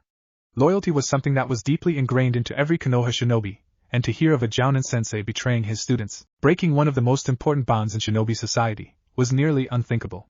What the hell is going on? Mentally questioned the young Nara heir. The four shinobi came to rest outside of a single room. Cat, bear. Report. Came the Hokage's crisp orders. Instantly 2 Anbu wearing the appropriate animal masks appeared in front of the Hokage, both bowing on a single knee in respect. Cat was the one to speak up.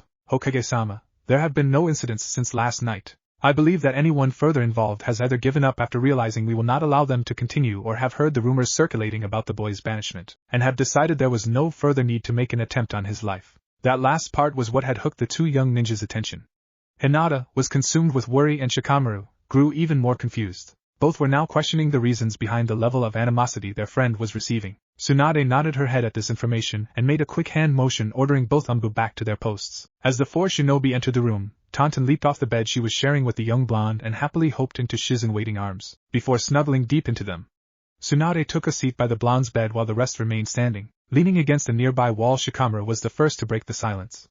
Tsunade-sama, what the hell is going on? Asked the young Nara, deciding to go blunt on this one. Being political or cunning would be way too troublesome. First there are these rumors about Naruto being banished, and nearly every adult in the village is smiling like it's Christmas come early. Then there's his own sensei betraying him, and now people are making attempts on his life while he's bedridden. Why the hell does this whole village seem to have it out for Naruto? A look that seemed to mix anger and sorrow crossed the elder Senju's face before she answered slowly, I'm sorry Shikamaru, but the only one who can answer your question is Naruto himself. The only thing I can tell you is that a law made by my sensei forbids anyone from speaking of it without Naruto's permission under pain of death.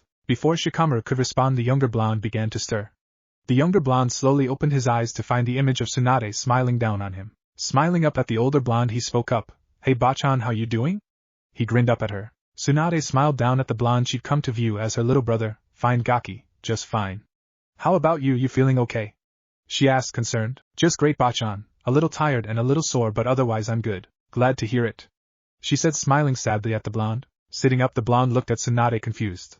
What's the matter Bachan, you seem pretty upset. Naruto, I've got some bad news, answered the slug Sannin with tears starting to form in her eyes. End Chapter 3. Chapter 4. Truths revealed and contracts forged. What's the matter Bachan? Questioned the blonde, a sinking feeling forming in the bottom of his chest. Naruto, the council has given me orders to have you banished from Konoha, stated the teary-eyed Tsunade, causing both Naruto and Shikamaru to drop their jaws in shock. But you're the Hokage. They can't order you around, that's against the rules, exclaimed a desperate Naruto. Yes, but they've threatened me that if I don't have you banished they will take the case to the Fire Daimyo and move to have you executed. I can't risk losing you, she breathed out at the end. Naruto stared at her for a minute, then his head dropped. The reason they're banishing me, it's because of that, isn't it Bachan? He asked quietly. I'm afraid so. They're officially proclaiming some pumped-up charge about you using excessive force to bring the Uchiha back. But yes, that is the root of it, she stated solemnly. Naruto continued to look down at his lap as his hands clutching the sheets for dear life. Slowly his shoulders began to shake and tears began to fall from his eyes. The blonde slowly began to sob uncontrollably. In an instant Tsunade's arms were wrapped securely around Naruto, pulling him into a comforting embrace as the younger blonde continued to sob into her chest. After a few minutes of sobbing, the blonde managed to sob out a few words. What am I going to do now Bachan? What am I going to do? He sobbed. Shhhhh. It's going to be okay Naruto, she whispered soothingly into his ear. There's no way in hell I'm going to let those counciltems get away with this. I refuse to allow you to go through this on your own. Why you're not? Asked the still tear-streaked blonde looking up at the older woman. Tsunade smiled down at her favorite blonde and gently wiped away the tears lining his cheeks. You'd better believe I'm not. In case you've forgotten, you're the only reason I came back to Konoha. If those Tems thinks I'm going to sit by and let them banish my little brother, they've got another thing coming. Now I can't go into any details here, but I need your help to make sure things go smoothly. What can I do Bachan? Asked the blonde, his voice regaining some of its usual life and bluster. Tsunade smiled. Your banishment doesn't officially start until after you're fully healed, so I need you to buy us some time and play sick. Just lie around in bed all day for the next couple of days, okay? Before the blonde could respond, Kyubi's voice echoed through his mind. That's actually a pretty good idea. It'll give us some time to work on your education, and for me to teach you how to work your bloodline. The blonde seemed ready to speak, but Kyubi cut him off again. Don't talk out loud, Kit. Just think and I'll hear you. We wouldn't want your friends thinking you've gone bonkers. The blonde mentally responded. Kyubi? How the hell are you talking to me? Slight side effect of generating your bloodline, Kit. It linked us telepathically. Now I believe it's time you explained what happened between us to your busted grandma. By the way, that was a nice hug. I'm going to be enjoying memories of being buried in that valley for years to come. Finished the fox with a perverted laugh. Returning to reality, the blonde found Tsunade staring at him with a worried expression on her face.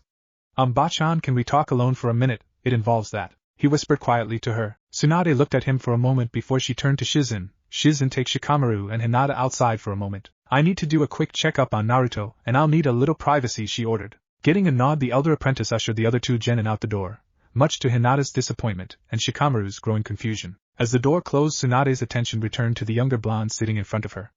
Okay Gaki, what's going on, and how does it involve the fox? Naruto actually broke into a small grin before he stated, You're not gonna believe this, but while I was out I got drawn into my mindscape and, meanwhile, outside the room, Shikamaru was standing across the hall from the room while Shizen and Hinata stood on either side. Finally deciding to break the silence that seemed to fill the hallway, Shikamaru spoke up. So, does that happen to be the secret the Hokage told us about while we were waiting? Asked the young Nara. Shizen looked up at the young Chunin and nodded her head ever so slightly. As the silence returned, each of the three waiting ninja was wrapped in their own thoughts, all concerning Naruto. Shikamaru was trying to solve the puzzle that was Naruto Uzumaki. Now normally Shikamaru may have dismissed things like this as troublesome, but the young Nara just couldn't seem to get this mystery out of his head. What is the secret? There's no way Naruto could have done something severe enough to merit this kind of treatment. If he did, then Naruto would have shown some sign of guilt, and keeping it a secret would have been a moot point since he would have been at fault. There's also the fact that he's been on the receiving end of this treatment for as long as I've known him, and no kid could do something that would cause this level of animosity. That leaves two main options: either a relative of his did something and the blame is being transferred to Naruto, or something happened when Naruto was either born or was a kid and somehow he is being blamed for it. Naruto's an orphan, so the first option isn't likely unless his heritage was sealed or people are making an assumption given his name or his appearance. Uzumaki, that name doesn't sound familiar, and if anyone had done something worth that kind of hatred they'd be pretty well known. And the only blondes ever really mentioned in Konoha's history are the Yamanaka clan and the Yondaime, and being related to either wouldn't generate this kind of scorn. That leaves option 2, but what do I know about Naruto's childhood? The only thing I really know about him is that he was born on the day of the Kyuubi attack. Could that be it? Could everyone think Naruto is somehow related to the Kyuubi?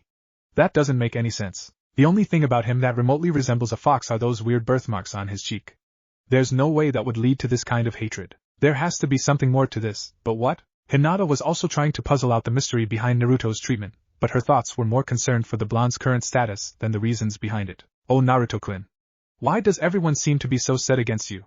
You've always been so kind, so nice to everyone around you, but they still treat you so badly. I wish I could have had the courage to be near you sooner, to show you had someone who would be there for you. I promise from now on I'll never leave your side. I'll be there to protect and help you in any way I can. Shizen was more concerned with recent events, since she already knew the blonde's secret. As she thumbed through the reports the Umbu guards had given her, her thoughts were less than pleased.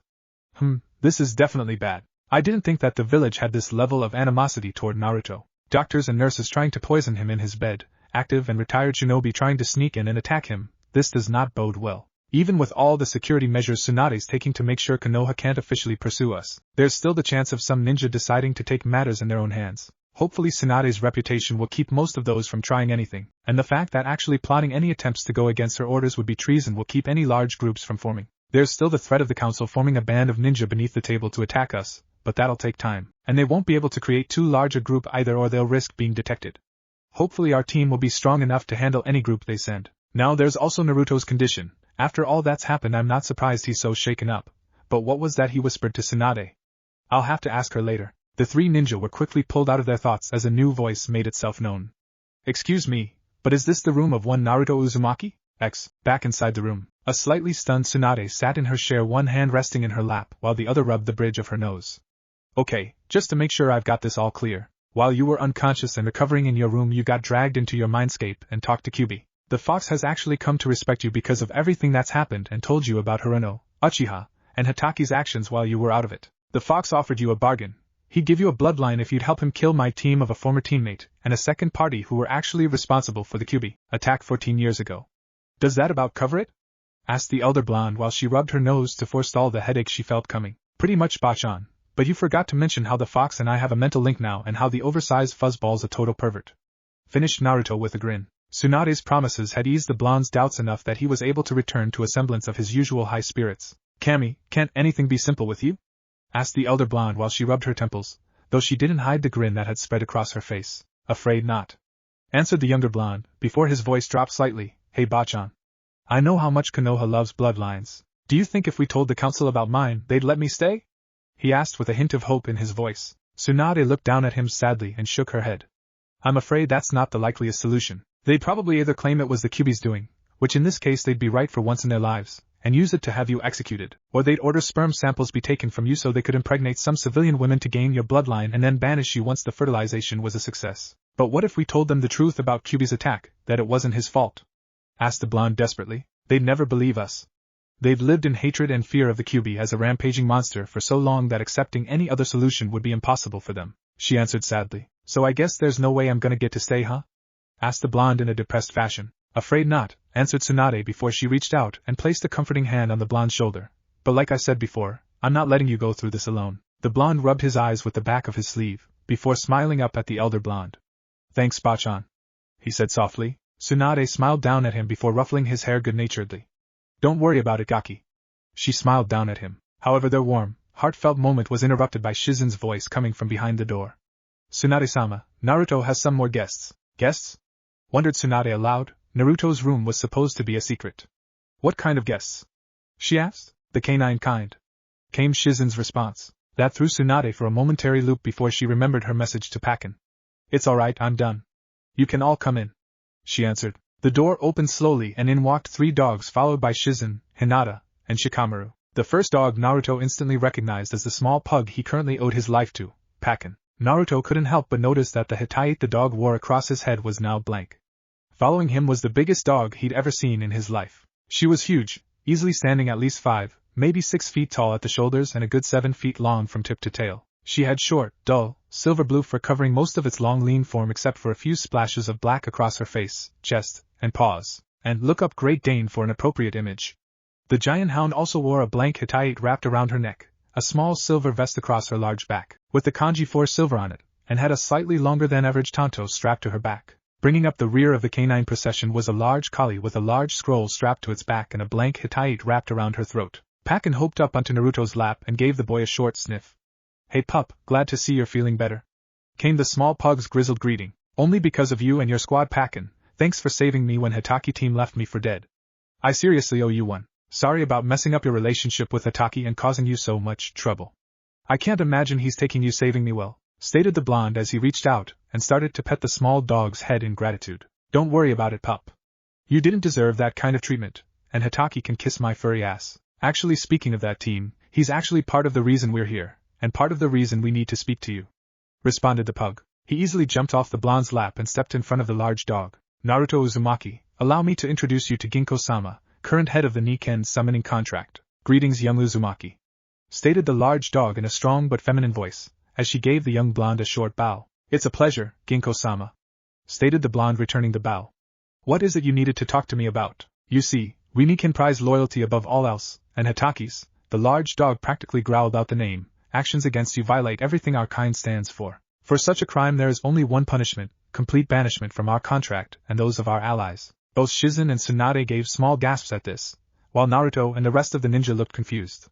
It was Naruto, unsurprisingly, who broke the silence. I'm sorry, but what does complete banishment mean? That he can't summon your kind again? Questioned the blonde. Tsunade answered for the dog. Not just that, Naruto. Complete banishment from a contract means that not only will Kakashi never be able to summon again, but neither will any of his children, or their children as long as they bear the Hitaki name. Added to that, most summons will shun someone who's earned this level of punishment. Basically that means Hitaki's entire clan will never be able to sing a summoning contract again. Wow, Hitaki may be a jerk, but I don't think his kids deserve to be punished for his actions, stated Naruto thoughtfully. Ginkgo actually smiled. At least Naruto thought it was a smile, at that. It seems Pakin was not lying when he said you were an honorable one, Uzumaki. But that's beside the point. You see, the Nikken clan has been the summons for the Hitaki clan for many generations, and now with Kakashi and his ilk now forbidden from signing our contract, we are in need of a new summoner, and Pakin has suggested you for that position. She finished calmly. And me? Asked a surprised Naruto. But why me, and I've already signed the Toad's contract? Can a person even have multiple contracts? To answer your questions, pup, yes, humans can have multiple contracts. In fact, in ancient times, before your villages were founded, there were ninja who specialized in signing multiple summoning contracts, and working with dozens of different breeds of summons. They were called the Shokuno, summons kings, in honor of their strong relationship with large numbers of different summons. Sadly, their kind faded away with time. The sheer amount of chakra needed for someone to sign, maintain, and effectively use so many contracts was enough to drive their path to extinction. As for why we chose you, Pakin told me of you, and the strong loyalty you've shown. I have also spoken with Gamabunta of the Toads, and he has spoken quite highly of your loyalty. Speaking of how you fought the One-Tail by his side to protect a friend, and how you single-handedly stood against a powerful servant of Manda's summoner to protect the elder blonde. His sons also spoke highly of you and how you seek to defend a village that treats you so poorly in order to protect the few you care for. Answered the large dog honestly. Actually, stated a now depressed Naruto, I won't be protecting Konoha any longer. I've been banished. This statement caused the great Dan sitting in front of him to raise her eyebrow. Why? She asked simply. The official reason is because I used excessive force to bring back Sasuke, answered the blonde. Pakin audibly growled at this. That's bullcrap. You were at least twice as injured as that little brat in the fight. Growled out the pug. My thoughts exactly. Snorted out Tsunade. If that's not the true reason, then what is? Asked Jinto, never losing her calm voice. Well, it's because the blonde trailed off slightly while rubbing his stomach. Because you hold the Kyuubi no Kitsune sealed inside you? Asked the large dog. That caused an instant reaction from the other two teenagers in the room. Hinata fainted dead off, and Shikamaru's eyes widened to the size of dinner plates. You weren't supposed to say that out loud, shouted the blonde. Forgive me. I didn't know it was a secret. Apologized the dog, her voice never losing its calm edge. Meanwhile, Shikamaru's brain was going a mile a minute. Naruto's got the Kyuubi sealed inside of him? That explains it. That's why all the adults treat him like the plague. But Naruto's not the Kyuubi, is he? No, that doesn't make any sense. If he was the Kyuubi, he wouldn't have suffered through all the abuse this village had put him through. I need more information. Shikamaru slowly took a deep breath before he spoke up. Naruto, mind explaining what you just said? Asked the young Nara clan heir. Naruto instantly went through his brain, searching for a lie, an excuse, anything to avoid telling his friend the truth and having him hating him like the rest of the village. Suddenly the blonde felt a hand rest on his shoulder. He turned to see Tsunade, who just put Hinata in a chair by his bed. Naruto, she said soothingly, I think you should tell them the truth. But Bachan, started the blonde, before Tsunade caught him off guard. I know you're scared that he and Hinata will hate you like most of the village seems to, but they deserve the truth. Besides, I doubt after you're gone, the council will keep the Sandame's law around any longer than they have to, and I know they won't give them the whole truth. I think this may be your best bet to make sure your friends know the whole truth. She explained calmly. The blonde stared at her for a while, face filled with doubts as he tried to make up some excuse, some reason to avoid the truth, but he eventually nodded his head, understanding her point. Slowly taking in a few deep breaths, the blonde stared at Shikamaru for a few moments before, You remember when my birthday is, and what they taught us about the Kyuubi attack in the academy? He asked. Shikamaru nodded his head slowly. October 10th, the same day as the Kyuubi attack, and they taught us that the Yondaime killed the Kyuubi, sacrificing himself to slay it. I'm taking that wasn't the truth, or at least not the whole truth. The blonde slowly shook his head. No, it's not, answered the blonde. You see, the Kyuubi is a being of pure chakra, unkillable by any means, mortal or otherwise. Instead of killing it, the Yondaime sacrificed himself to seal it away in the only vessel strong enough to hold it. An infant whose umbilical cord had just been cut, answered the blonde as he lifted his shirt and channeled some chakra to reveal the seal on his stomach.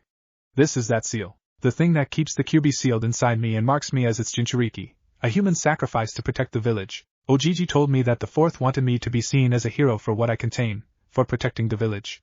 Finished the blonde. I see, and the villagers, he trailed off. Shikamaru was starting to understand, and he didn't like what he was learning. They see me as the Kyuubi reborn, the fox trapped in a human shell. That's why Ojiji made that law, forbidding anyone from talking about my relationship with the fox. He hoped I'd be able to at least have a normal childhood, but stated the blonde sadly as his voice trailed off. He underestimated how much humans hate and fear what they don't understand. Finished Shikamaru angrily, recalling the times his own parents had told him to stay away from the blonde. And now they're banishing just for having the fox sealed inside you? He asked, getting a nod from the blonde. Shikamaru suddenly shouted and rammed his fist into a nearby wall, leaving a large spiderweb of cracks. That's the stupidest thing I've ever heard, growled out the young Nara. Naruto was more than a little surprised by his friend's angry action, especially since it wasn't directed at him. You don't hate me now? Questioned the blonde quietly. The young Nara turned toward his longtime friend and shook his head. Of course not, answered Shikamaru. You're no demon. Anyone who took even a second to talk to you would know that, and we've been friends for too long for me to even think that about you. You're just a good-natured buffoon with a serious ramen addiction. Finished the young Nara with a small grin. Naruto quickly rubbed the back of his eyes to keep the tears from flowing. Thanks, Shika. I just hope that Hinata agrees with Yo. His statement was cut off as said Hyuga tackled him into a large hug. It seems the young Hyuga heiress had woken up when Naruto had started his story and had quickly made her decision on the matter. Naruto-kun is Naruto-kun. Anyone who can't see past the fox is a baka. Sobbed out the young Hyuga heiress as she buried her face in his chest. That is until she realized what she was doing and promptly fainted again, this time her face showing a major blush. I think you can take that as a heartfelt agreement with me, answered Shikamaru with a smug grin. Naruto could only nod as he helped resettle Hinata into her seat. I'm glad that matter has been resolved, came the voice of Ginkgo, who everyone had forgotten about in the sudden excitement. Yeah, sorry about snapping at you like that, Ginkgo-san. I was just a little surprised, apologized the blonde. No harm done, young Uzumaki, reassured the large dog. Now, as I was saying, is the fact that you hold the Kyuubi the reason they are banishing you? Hi, answered the blonde in a depressed tone. Well, then you are at no fault for it, so it doesn't affect my decision to offer you our contract. Finished the large Dane. But doesn't your clan serve Konoha? Isn't that why you have its symbol on your forehead protectors? Asked the blonde. Our Hittite bear the mark of our master's village or of his clan, answered Pakin. They are a mark of our loyalty to them, not a village. That is correct, agreed Ginkgo. You have shown loyalty beyond what many humans I've seen are capable of. That is what makes you worthy as our summoner. Naruto blushed at the praise before he nodded his head. I'd be honored to accept the Niken summoning contract, he said with a low bow. Excellent, stated Ginkgo, before she motioned her head for the collie bearing the contract to step forward. The smaller dog gently hopped onto the edge of Naruto's bed and shrugged of the contract so it rested in the blonde's lap. Naruto slowly unrolled the scroll until he came to a blank segment. As the blonde looked at the scroll, he noticed that over half the names on the scroll read out Hataki, which wasn't surprising considering it was a clan scroll. He also noticed that Kakashi's name, instead of being black or red for a former or current contract holder, was written in a venomous green. Biting his fingers, Naruto quickly wrote his name in the blank spot next to Kakashi's before placing his handprint directly below it. Re-rolling the scroll, Naruto returned it to the Kali, who took it without a word. In an instant, all three of the Ninkins Hittite adopted a swirl in the center. "The contract is complete," stated Ginkgo. "I and the rest of my clan look forward to fighting by your side in the future, Naruto-sama." She finished with a low bow, followed closely by the Kali and Pakin. "Thank you," stated the blonde, quietly returning the bow. "I'll do everything in my power to prove myself worthy of this great gift." He spoke softly. Ginkgo merely smiled at him again. "I'm sure you will, child, I am sure you will.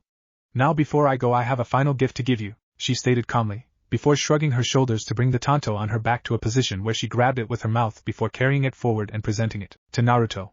The blonde slowly took the blade in both hands and held it before him. "That is the Hako Chakura 2, White Light Chakra Saber, an ancient weapon my clan have given to their summoner since our contract was forged. Its blade is sharp beyond compare, and when chakra is channeled through it, it will release a stream of pure white chakra. Summon me when you are ready and fully recovered and I will teach you the techniques for it." Hatake mentioned that blade before, saying it was a family heirloom.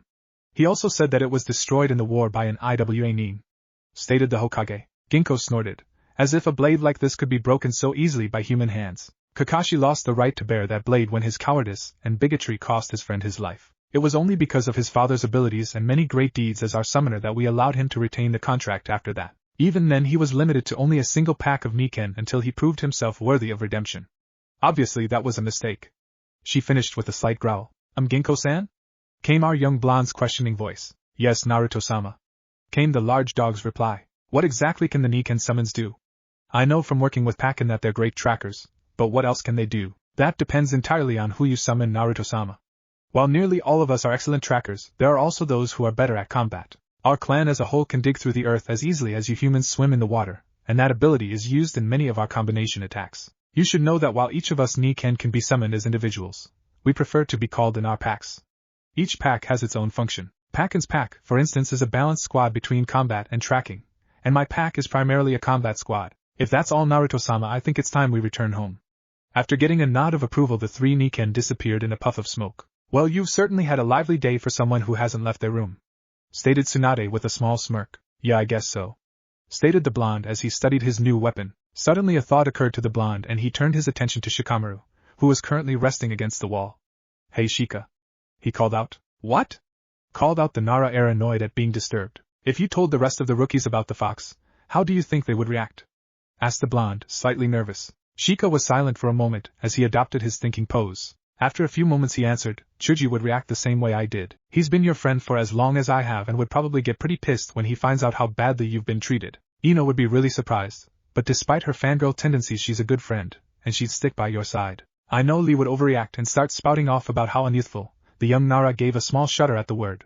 "The village has been to you. I don't know the rest of Team Guy well enough to make any decisions though, and Niji-Nizan would understand," stated Hinata's quiet tone.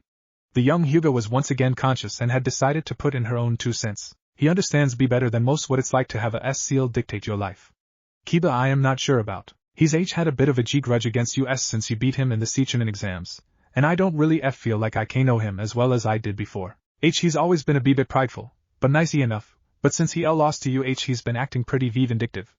As for Shinoku-en, I know why you can trust him. He's very illogical and his C-clan also has to deal with a great deal of prejudice for what they hold within themselves. If there's one clan you can trust it's the Aburames."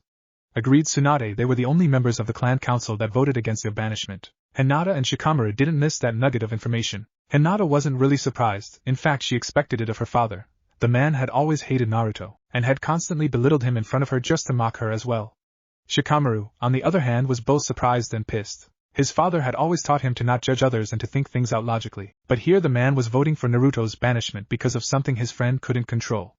This did not bode well for the future of the Nara clan. "Why are you asking them about this, Naruto?" came Shizen's question. "Well, I was hoping Shika could tell everyone the truth about the fox once I was gone," answered the blonde. "Why me? Why not just tell them yourself before you leave?" asked the annoyed Nara. "Because if I tell them myself before I leave, the council may find out about and try to use it against me to have me executed for trying to corrupt the youth of Konoha or something like that. Also, you're a lot smarter than me, Shika, and I know you'll be able to tell them better than I could. You've got my permission to tell them, so that should protect you from the law, and you can tell whoever you want, whenever you feel the time is right. Will you do this for me, Shika? Asked the blonde. Fine. Sighed out the Nara, before muttering a short troublesome under his breath. Well, everyone, I think our blonde patient has had enough excitement for one day. We'll check back in soon, Naruto. Until then your body is still recovering, so take it easy, stated Tsunade in her best doctor's orders voice as she began to usher the small group out the door. Everyone left with a chorus of goodbyes, leaving our blonde hero alone with Taunton, his new sword, his thoughts. Alright kid, now that they're gone we better get started.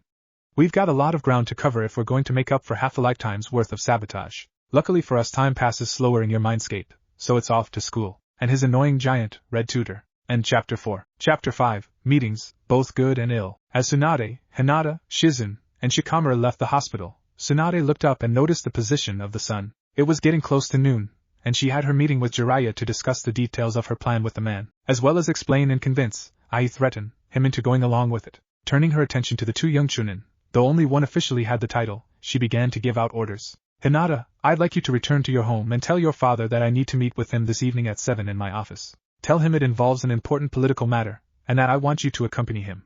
If he asks for a reason, merely say that the matter involves you directly. Hinata nodded her head before setting off to go speak with her father. Tsunade turned her attention to Shikamaru. Now Shikamaru, what happened up in that room and the things we discussed need to remain tight-lipped for a while. You now understand that there are forces at work in this village that want to see serious harm come to that Gaki I see as a little brother. And if anything happens to him because you let something slip, well, let's just say I'll show you a whole new meaning to the word troublesome, a very bloody, very painful meaning, understand?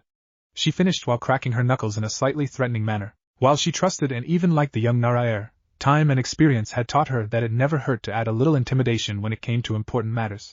Shikamaru gulped slightly at that. The Nara heir knew the elder blonde was not bluffing. No need to worry, Hokage-sama. Like I said before, Naruto's been my friend for a long time, and I'm not about to betray him for something he couldn't control. Besides, it would be too troublesome to do something like that, answered the young Nara, before he turned and left. Glad that's settled. Now I'm off to speak with the super pervert, and I do believe you still have to head to the bank, Shizun, stated the blonde to her dark-haired companion, who responded with a short bow before the two set off in opposite directions. A few moments later, Hokage Tower, top floor. Tsunade walked down the hallway approaching her office. Turning the final corner, she was greeted by the sight of her old teammate, the Toad Sage Jiraiya, standing right outside the doorframe, and wearing an expression that somehow mixed worry, fear, and anger all at once. You're early, you old pervert, she called out with a large smirk plastered across her face as she approached the large man. Which threat motivated you the most, the one to your precious research material, your perverted legacy of novels, or your manhood? She asked as she opened the doors to her office so they could talk in private. Were the threats really necessary, Haim? You know I am at your beck and call if you but utter my name, came the flirtatious response of the great perverted sage. Tsunade ignored him as she did a quick hand seal to activate the privacy seals embedded in the walls, and felt the momentary flare of chakra around them that indicated they'd activated successfully. This is too important to risk, Jiraiya, responded the blonde seriously as she sat down behind her desk. The tone of the woman's voice had hardened from the good-natured tone she'd assumed when they were talking outside to a strict and commanding one. Jiraiya recognized that tone immediately. Tsunade only took that tone when she was utterly serious about something. It was a voice he'd come to fear from their younger days, when that voice was directed at him whenever she'd threatened to castrate him if she caught him peeking on her. Something was definitely wrong. What's the matter, Tsunade? He asked, his own voice becoming serious. It's those bastards in the council. Yesterday they pretty much ordered me to have Naruto banished, or they'd see him dead by any means necessary, she stated shortly. They did what? Roared the aged sage, a shocked and enraged look filling his usually jovial face. You heard me, Jiraiya, came the woman's icy reply. I think you'd better start at the beginning, stated Jiraiya as calmly as he could. Tsunade nodded her head and began to tell Jiraiya everything that had happened over the past few days, from Kakashi's betrayal, as Pakken had told it to her recent visit to Naruto's hospital room and learning about the Kyuubi's gift to Naruto, and revealing the truth to both Hinata and Shikamaru. By the end of the story nearly an hour had passed and Jiraiya was looking ready to kill something. That slimy little masked bastard, growled out the Toad Sage, his long mane of spiky white hair becoming even sharper and spikier, a few even launching off and embedding deep into the nearest wall, while his oversized fists clenched repeatedly. I swear if I ever get my hands on that little rodent I'll shove that mask of his so far down his throat, he'll be using it as toilet paper. And those council bastards, I'll hunt each and every one of them down, and then That's enough, Jiraiya, came Tsunade's sharp tone, cutting off Jiraiya's tirade before it could build up any steam. As much as I'd love to hear about what you'd like to do to those bastards, and how much I'd love to go on a rampage with you, right now we've got bigger problems. Like what happens to Naruto. I thought I was. We go in, find everyone in the council and rip them to shreds, snarled out the enraged Sannin. And then what? Asked Tsunade, playing the voice of reason. Even if you and I can kill off the entire council, which given our skills wouldn't be much of a challenge, what happens then?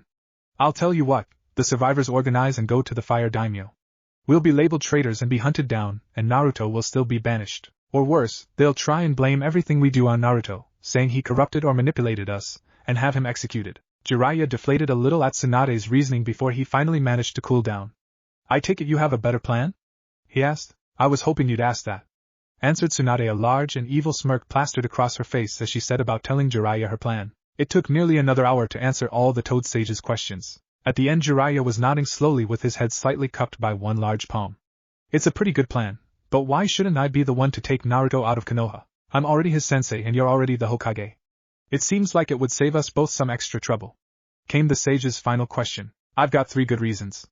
First, you're better at all this below the table, covert and subtle, political crap than I am. You'll be able to do more damage and better hold off the council's attempts than I ever could. Second, it'll cause a lot more chaos if the current Hokage leaves for good, rather than the wandering sage, and that's exactly what we want for the time being, to cause as much chaos in Konoha as we can, answered Tsunade with a smirk. Jiraiya nodded his head. Those were some pretty good reasons. And the third reason? He asked. Tsunade's smirk grew downright malicious as she answered. Those motherfuckers dared to try and order me around and turn me into their faithful little puppet by threatening my baby brother.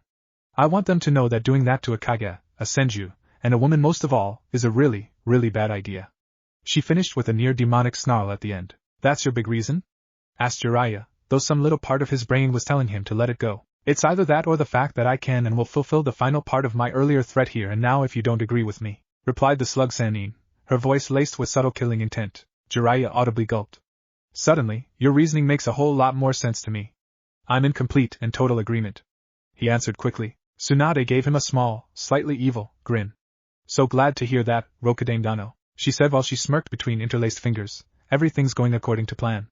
Now I can only hope that a bit of the Gaki's luck has rubbed off on me. I'm going to need every drop of it, if I want my next meeting to go just as smoothly. 7 p.m. Outside Hokage's office, Hayashi Hyuga was feeling a strange combination of annoyed, worried, and slightly hopeful. He was annoyed at being called to a private meeting by the Hokage, along with his failure of an eldest child, and that old crow of a Hokage had the nerve to dictate orders to him, the head of the illustrious Hyuga clan, like he was a fresh genin. He was worried because he knew that the Hokage bared a grudge against him, due to his outspoken nature on having the Kyuubi brat banished. Could she be calling him to exert some kind of petty vengeance on him?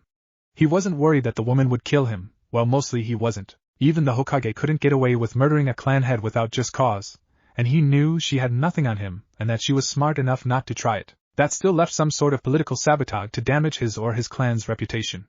The only bright side to this was the fact that it involved his eldest daughter. With any luck, what the Hokage had planned would get the girl killed or at least give him enough reason to have her regulated to the branch family so he could name Hanabi the new clan heir. As the Hyuga clan head entered the office, he found Tsunade sitting at her desk, her apprentice, Shizen he thought the girl's name was, standing at her side. On the other side of the desk was a pair of comfortable chairs, one slightly larger and more elaborate in design than the other, but neither as lavish as the one the Kage was sitting in. You wish to see us, Hokage-sama?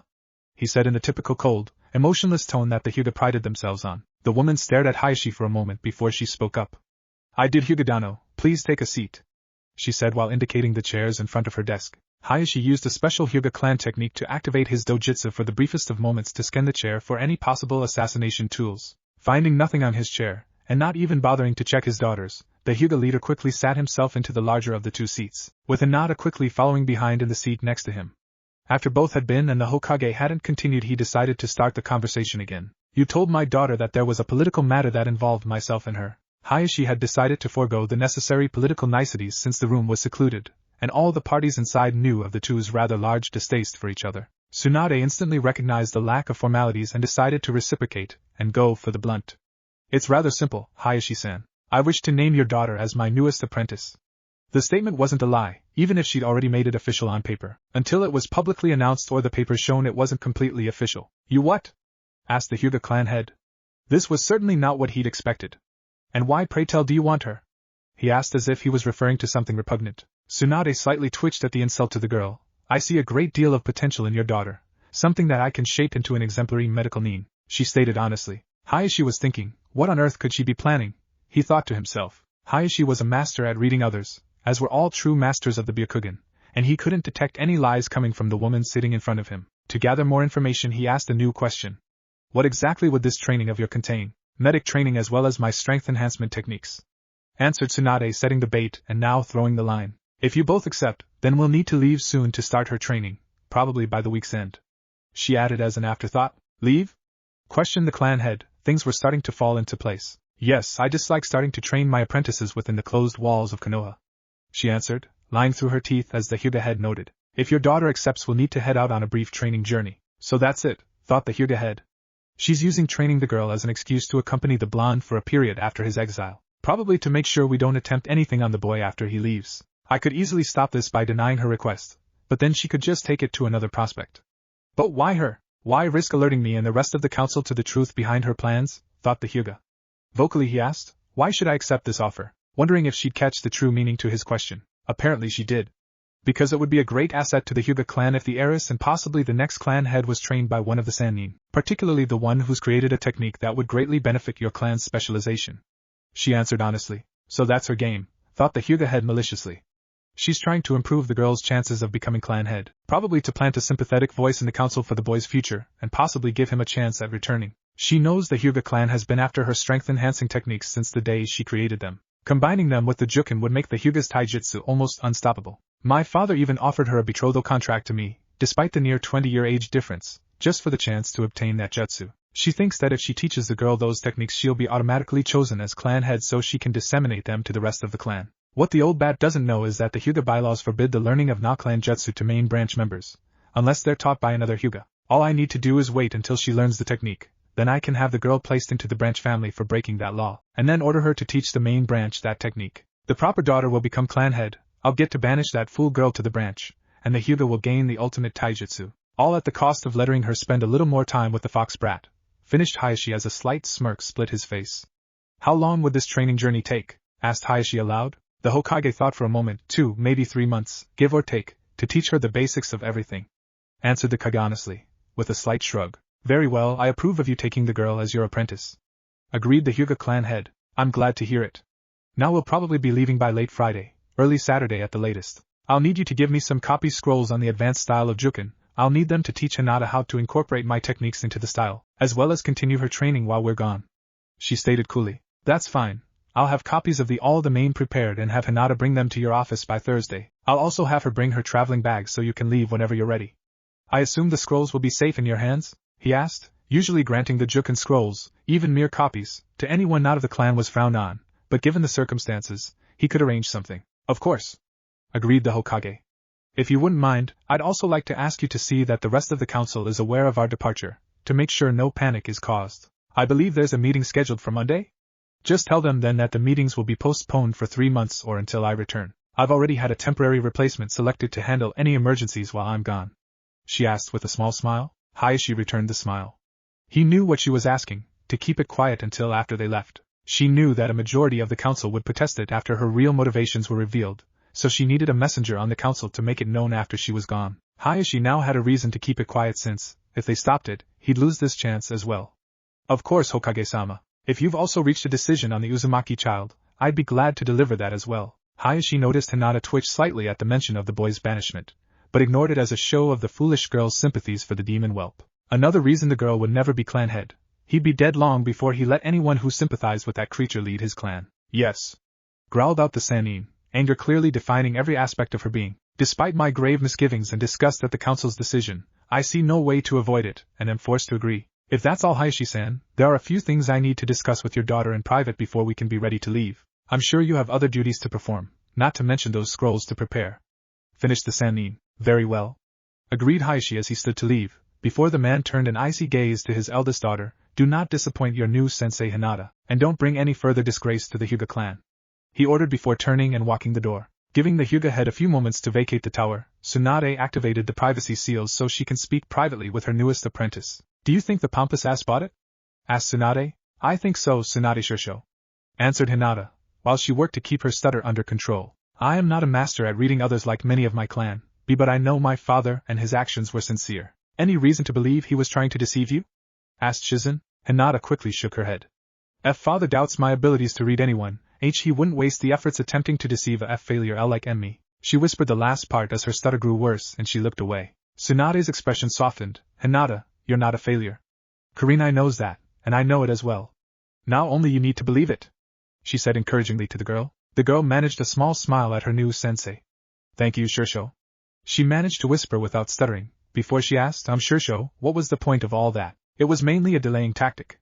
Once the council finds out we're gone, and we don't intend to come back, they're going to try something, no matter what decrees I make. This buys us some time to get clear of Konoha and start training before they try anything, answered the elder blonde. But why my father? Surely one of the other counselors would have been easier to manipulate, asked Hinata. Not really, replied Tsunade.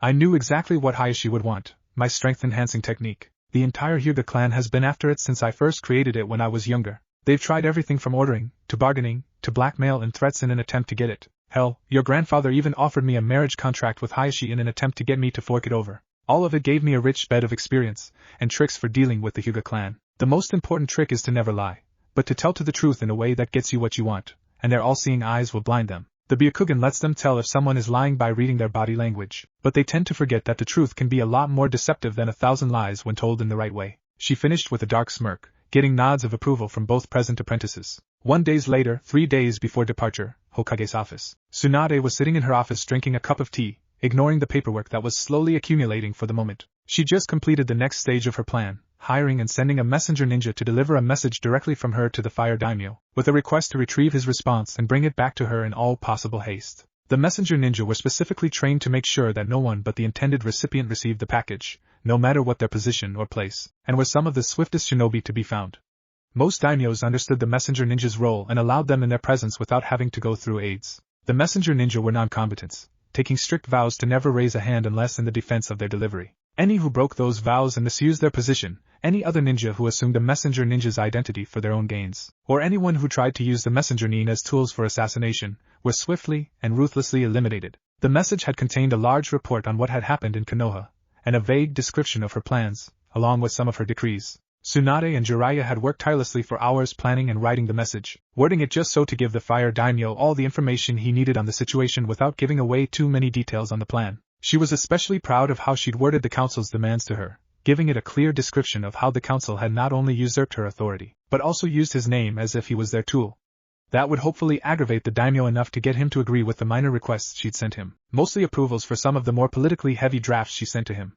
Nothing to do now but wait and hope it worked. It would be another day at least before the messenger returned from the capital. Even if this stage didn't work, it would only cause some minor setbacks, and Konoha may be able to respond slightly faster to the plan, giving them some more problems down the road. To be honest, the plan was mostly completed. Now all she had to do was wait for the fire daimyo's response, and wrap up a few more details. Then she'd initiate the final phase, and it would be time to go. As Tsunade contentedly sipped her tea, the sudden sound of her office doors slamming open caused her to look up. Standing in her doorway was the irate form of one Sakura Haruno. Tsunade arched an eyebrow at the pink-haired fangirl. Any particular reason you're barging into my office, Haruno? She asked in an annoyed voice, a slight glare settling across her vision. The young Haruno stomped forward, anger present on all her features. For a brief moment Tsunade thought she misjudged the girl and she was angered about her teammate's banishment. The rumors had been made official by a public announcement from the council earlier today. Sadly, those brief hopes for the pink-haired kunoichi's redemption burst into flames when the young girl growled. I understand you've made that Hyuga bitch your second apprentice? Not exactly, you pink-haired failure of a kunoichi. Naruto's my second apprentice and Hinata's third, thought the Sannin before she actually answered. I don't see how that's any business of yours, Haruno. The Haruno glared began to shriek wildly. I refuse to allow that. I'm supposed to be your next apprentice. I demand you remove that pale-eyed slut from her position and have her arrested for assaulting me. Came the ear-splitting shrieks of rage. Tsunade was really starting to get annoyed. First of all, you have no right to demand who I make my apprentice. Second of all, your mother already tried to press charges against Hinata and they were thrown out because 5 of the 6 witnesses present testified that she only attacked you to prevent you from attacking a fellow Konoha shinobi, and the 6th witness's testimony was thrown out since he received severe blunt force trauma to most of his body shortly afterwards. Answered the Sannin shortly, leaving out the fact that she was the one who caused said trauma. You should be counting your blessings that you're not in jail right now because of it, something I could change very quickly if you don't leave now. Growled out the Sannin. Sakura, either out of ignorance or arrogance, ignored the blatant threat. That's not the point. I'm the heiress to the Haruno clan, and I have the best chakra control of all the kunoichi in the village. I'm much better suited as your apprentice than that bitch, she responded forcefully. While I won't deny you have excellent chakra control, growled out the Sannin, you lack something that I view as necessary to become my apprentice. If you still wish to become a medic nin, then I'd advise you to go to the hospital and apply for classes. What could I lack that little wallflower actually has?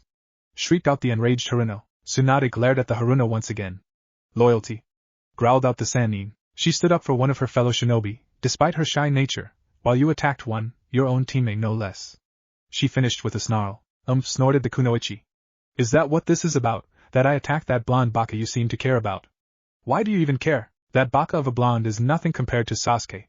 I need this training to get stronger so I can help Sasuke-kun and prove to him that I'm strong enough to be his wife. That baka deserves to be banished for hurting Sasuke-kun. She finished as if she had stated an irrefutable fact. Her formerly smug expression melted into one of pure panic as she felt an intense surge of killing intent directed directly at her from the blonde Hokage sitting at her desk. Now listen here, you pink-haired excuse for a kunoichi. Hissed out the Sannin as she openly glared at the Haruno who stood paralyzed in front of her. I may have been forced to listen as your bitch of a mother, and the rest of the council banished Naruto, but I will not sit idly by and let a pathetic weakling like you insult him. Now you have two options: leave through the door now, or I'll throw you out the window. It seems that the combination of killing intent and the look in the Hokage's eyes actually managed to get through the girl's oversized forehead, and the girl left at a run. Same day, Konoha Hospital. Hinata was at the happiest she'd been in a long time. The plan was going well, and if Tsunade's predictions were right, she'd be leaving the village, not to mention her oppressive family, alongside Naruto-kun in just 3 more days. It had hurt a little lying to Kurenai-sensei and Shino about her leaving for only a brief period, but she hoped they'd understand when the truth came out. She was now in the hospital to deliver the news to her final teammate. As she opened the door to the correct room, she walked in and greeted, "Hello, Kiba-san." "Hey Hinata-chan, how you doing?" greeted the dog wielder, as he looked up from his bed. Akamaru looked up from his resting place on Kiba's stomach and gave her a short bark of greeting before lying back down. Fine, Kiba-san. Ignoring the open familiarity Kiba had used, she never used, kun when talking to Kiba, worried that it would give the boy some false hope or indication that he may have started to earn her affections. While she was flattered by Kiba's constant attention, her heart belonged to only one person. Shino had understood this, but Kiba was a bit too stubborn. I actually came to tell you something. I've been named Tsunade's newest apprentice, and am going to be departing with her on a short training journey by the week's end. She lied with the briefest of stutters. Tsunade's worm words over the past few days had greatly helped her. While a terrible liar by Hyuga standards, on normal standards Hinata could be considered a master of the craft. One of the benefits of being part of a clan that could tell that you were lying by the smallest twitch. That's great news. Shouted Kiba excitedly. Hey, you should let me take you out on a date later to celebrate. He finished with a large grin. Hinata sighed inwardly. The boy just couldn't get it through his head that she wasn't interested. I'm sorry Kiba-san, but I have a lot of packing and preparations to do since we're leaving so soon. She answered. Kiba's good mood soured instantly. Hinata, he said solemnly, I know you have a huge crush on Naruto. That actually surprised her. Hinata had always assumed that Kiba had been too dense to notice. If you knew, why did you constantly ask me out? She asked, her stutter growing slightly as she became more embarrassed. Because I'm 10 times better than that dope, answered Kiba arrogantly. Now the dog boy was beginning to get on Hinata's nerves. Ever since the Sakura incident, Hinata had found her temper shortening when it came to people insulting her crush. Maybe, the stress and anger that day had brought on had affected her mind, or maybe she just snapped. Hinata honestly didn't care either way. You excuse me? She questioned. Come on, I'm twice the guy that dope is. I'm a clan heir, a future member of the ruling body of Konoha. He's just a no-name orphan, an idiot, and a screw-up who can't even bring back the Uchiha without causing trouble. I thought that the council banishing him would have finally gotten through to you how much better dash. Kiba's tirade was suddenly and violently cut off as Hinata slapped him across the face. The force of the slap caused his head and neck to arch violently to the side. Kiba was stunned. Hinata had never gotten mad, let alone acted violently, towards anyone before. Rubbing his stinging cheek he turned to look at the shy, mousy girl. He was quite surprised to find the young Hyuga glaring daggers at him. Now listen to me well Kiba Inuzuka, growled out the girl. Naruto-kun is twice the man you'll ever be. He's kind, considerate, and would never mock someone who did their best. If you think that for one moment that him being banished is going to let you replace him in my heart, then you're sorely mistaken. I could never care for someone who'd use another's misfortune like that, especially the misfortune of someone who once considered them a friend. Goodbye Inuzuka-san, you can consider this meeting the end of our friendship. She finished coldly, never stuttering once thanks to her anger. With her peace said the Hyuga heir turned and marched away. Kiba stared after her, mouth slightly agape, hand still rubbing his stinging cheek. Slowly shock turned to anger, and the young Inuzuka growled lightly. Just you wait Hinata, I don't care what it takes, I'll make you mine, even if I have to force you. Growled out the Inuzuka heir. End Chapter 5. Chapter 6. 2 Kunoichi, Decisions and Memories. Hokage's office. 2 days before departure, Tsunade sat smirking behind her desk. She had been less than pleased yesterday after Hinata had reported what had happened between her and Kiba yesterday. The dog user could become an obstacle in the future, but luckily the boy's injuries were serious enough that he wouldn't be out of his hospital bed until after they had left. But today was a good day. Why? Because her messenger had just returned from the capital with her folder, sealed with the Fire Daimyo's seal, and a letter from the Fire Daimyo himself. After receiving the letter and paying the messenger nin, she inquired if he or another messenger would be within the area in the next couple days to handle another delivery. The messenger had stated that he would indeed be in the area for a few more days if no new missions came up, and asked about her request. Tsunade gave him a brief description, and the messenger nin had given her an acknowledgement that the mission would be acceptable and a quick price estimate. Tsunade had thanked him and requested that either he or another messenger be in her office at 7 p.m. 2 days from now. The messenger had nodded and given the woman a formal salute before disappearing. Now the slug Sanin was reading the response from the Fire Daimyo, and couldn't help but smirk. It seems that the message she and Jiraiya had sent had worked perfectly. Amidst the standard political babble, Tsunade could clearly read the signs of annoyance and disapproval toward the council's actions in the daimyo's letter. Granted, the man was probably angrier that the council had dared to usurp his name and authority, even if it was done in such a subtle and roundabout way, than he was about any mistreatment on Naruto's part. Still, the man had given his approval on all the documents she'd sent him, stating that they all had his full backing, along with his assurance that any other papers she sent him, within reason, would also have his approval. Tsunade's couldn't help but let her smirk grow at that part. The man probably hadn't fully understood what he'd agreed to. Most daimyos usually had a strict policy of non-interference with their shinobi villages. It was a way to ensure that any damages or enemies that the village makes in the course of completing a mission wouldn't harm the entire country. In exchange for their level of independence from the daimyo's control, the village agreed to follow the daimyo's orders without question. So when the daimyo did get involved in village politics, he had the absolute authority. Granted, there were shows to display the unity between the daimyo and the village to ensure that everyone thought they were working in perfect unity, like how the daimyo had a say in the promotions during the Chunin exam, but in reality it was mostly just for show. In truth, the daimyo had little to no active knowledge about the day-to-day running of the village, though that was probably for the best. Even the smallest ninja village was a hotbed for politics and intrigue, a place filled with enough faction-forming, alliances, betrayals, and positioning on a daily basis that it could outdo several smaller nations in the sheer size and amount of political intrigue it generated. And that was just inter-village politics, and not all the spies and agents from other villages and factions. The Fire Daimyo, or any daimyo for that matter, already had to deal with a great deal of political intrigue in their own courts,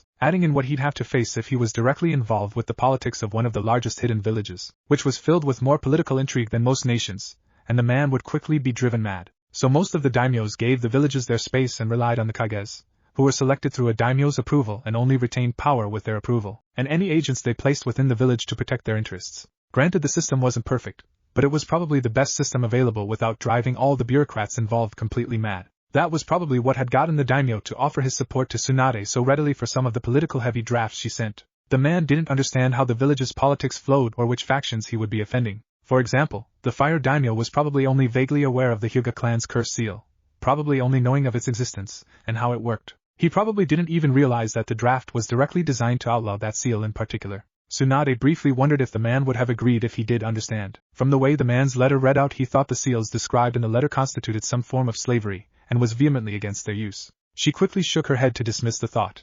It didn't matter now that she already had the man's approval. After looking through the approved documents, she went back to her previous task, looking through the files on several other possible applicants for apprenticeship.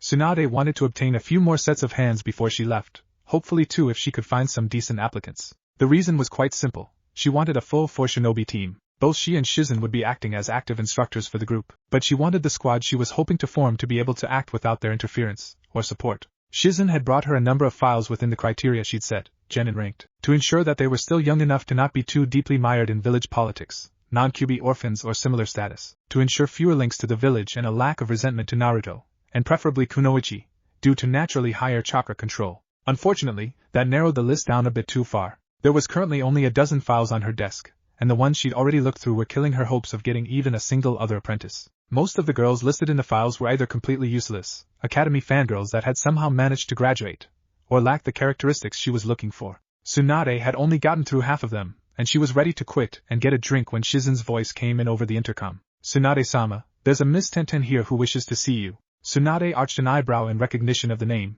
Looking over the half of the files she still hadn't gotten to reading yet, she found the same name. Guessing that there probably weren't two girls with the same strange name, she quickly replied over the intercom. "Tell her that she can come in if she's willing to wait a few minutes," she ordered as she picked up the file. There was a moment of silence before Shizen responded. "She's more than willing to wait, Tsunade-sama." Opening the girl's file, Tsunade quickly did a brief scan through on all the data she had on the girl. She was a war orphan, having lost her father in the last war and her mother due to complications in childbirth. She was at least a moderately skilled kunoichi, trained in a variety of weapons techniques. Her chakra control was slightly above average, which was normal for a kunoichi, but not at an extraordinary level, though she did show some promise given her skilled manipulation of several dozen thrown weapons using ninja wire, a task that would require impressive control in order to charge and manipulate so many wires at once, during the Chunin exam preliminaries was worth any note. However, it was the girl's psyche profile that caught Tsunade's attention. The girl had a naturally high sense of curiosity, and a very pragmatic and logical mind, not to mention a profound distaste for weakness. She also appeared to have a strong desire to prove that kunoichi were capable of equaling any male shinobi, and had a slight case of idol worship when it came to her.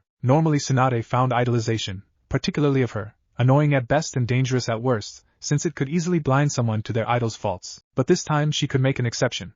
The girl showed all the right markers that she needed for a good apprentice. Added to that, the girl had prior interactions with Naruto during the Chunin exams. Granted, the interaction was limited, but it could be used to see about the girl's feelings about the boy. Reaching out, Tsunade pressed the button on her intercom and announced, "You can send her in now, Shizen." "Hi," confirmed Shizen, and a few moments later the large doors to the Hokage's office opened and Tenten stepped inside. "Tenten, was it?" asked Tsunade, getting a slightly nervous nod from the bun-haired girl. "Well then, Tenten, what can I do for you?" she asked politely. Tenten was nervous, strike that she was beyond nervous. She was standing in front of her idol, the legendary slug Sannin, Tsunade Senju, and she was about to ask a question that could result in a major shitstorm depending on the woman's views. "I was wondering if there was any truth to the rumors going around the village that Naruto-san was being banished," stated the girl, mustering as much confidence as she could. Tsunade raised an eyebrow at the question. "And what, pray tell, is your reasoning for this question?" "From what I've read, your contact with Naruto has been minimal at best," responded the Sannin. Tenten gulped. "Well, the guy's helped out both my teammates a lot. First he helped Niji get the stick pulled out of his ass, and then he convinced you to come back to Konoha and help heal Lee's injuries. I just feel I don't know, that I owe the guy for all the help he's given my teammates," answered Tenten confusedly as she rubbed the back of her head. Tsunade had to suppress the small grin that wanted to break out on her face at the girl's answer. It was a good response that showed at least a small amount of respect for the gaki.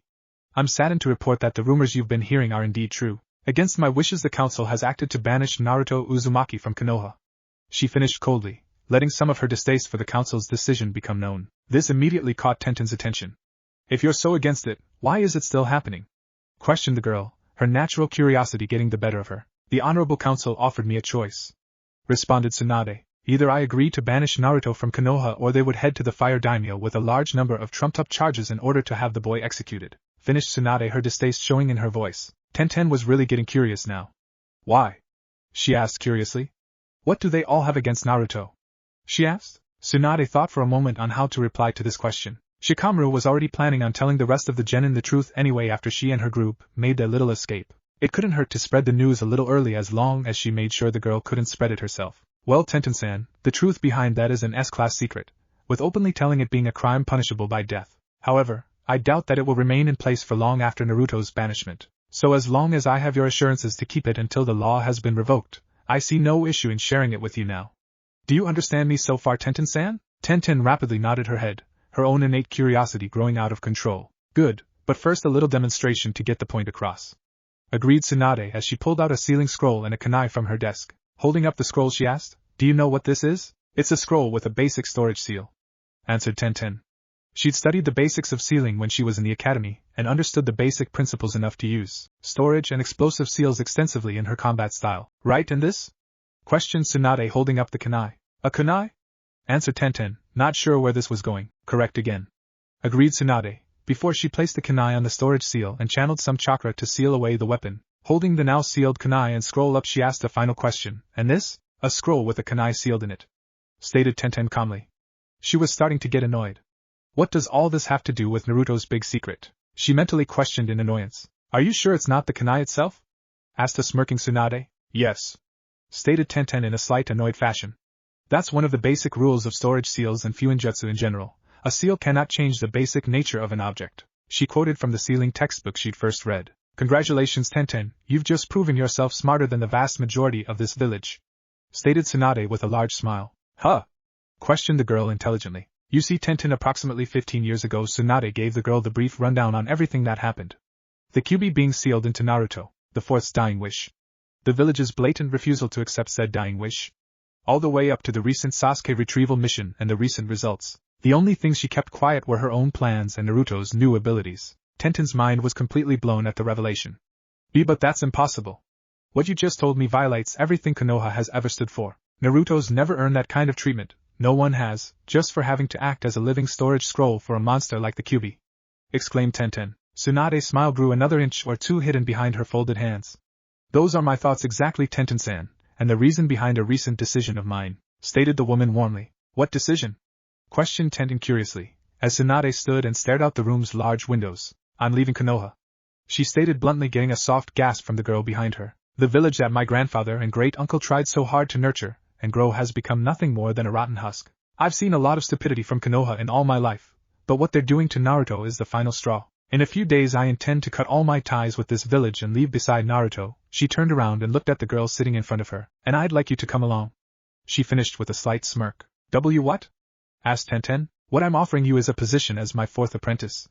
A chance to study under me, and learn things you probably could never learn under Konoha's current regime. Shizen has already filled the role of my first apprentice for most of her life, Naruto's number 2, and another young lady has already accepted my offer to become number 3, answered Tsunade. "I don't know," Tenten's voice trailed off. On one hand, this was like a dream come true. She was being offered the chance to study under one of the greatest kunoichi of all times, and all she would have to do is abandon her home. "I'm not expecting you to answer straight away. I'd actually be disappointed if you did. You have friends in the village, and it's been your home for your entire life. But I want you to consider this. After learning what you have, does this village deserve your loyalty? A village that would turn on one of its own for no other reason than what he contains. As I said before, you don't have to answer now, but I intend to leave soon. I'd like your answer by early Friday at the latest," she finished. Tenten nodded her head slowly at this before getting up and bowing before turning and heading out the door. After several moments, Tsunade activated her intercom and asked Shizen to come in. The younger woman was in the office a moment later. "I want you to keep an eye on Tenten-san. The girl seems sympathetic to our cause, but I don't want to risk her telling the council. Just keep an eye on her, and if she lets anything slip to anyone less than trustworthy, knock them both out until after our date of departure," she instructed. "Hi, Tsunade-sama," agreed Shizen before she departed. Sitting back down at her desk, Tsunade began to look through the remaining 5 folders.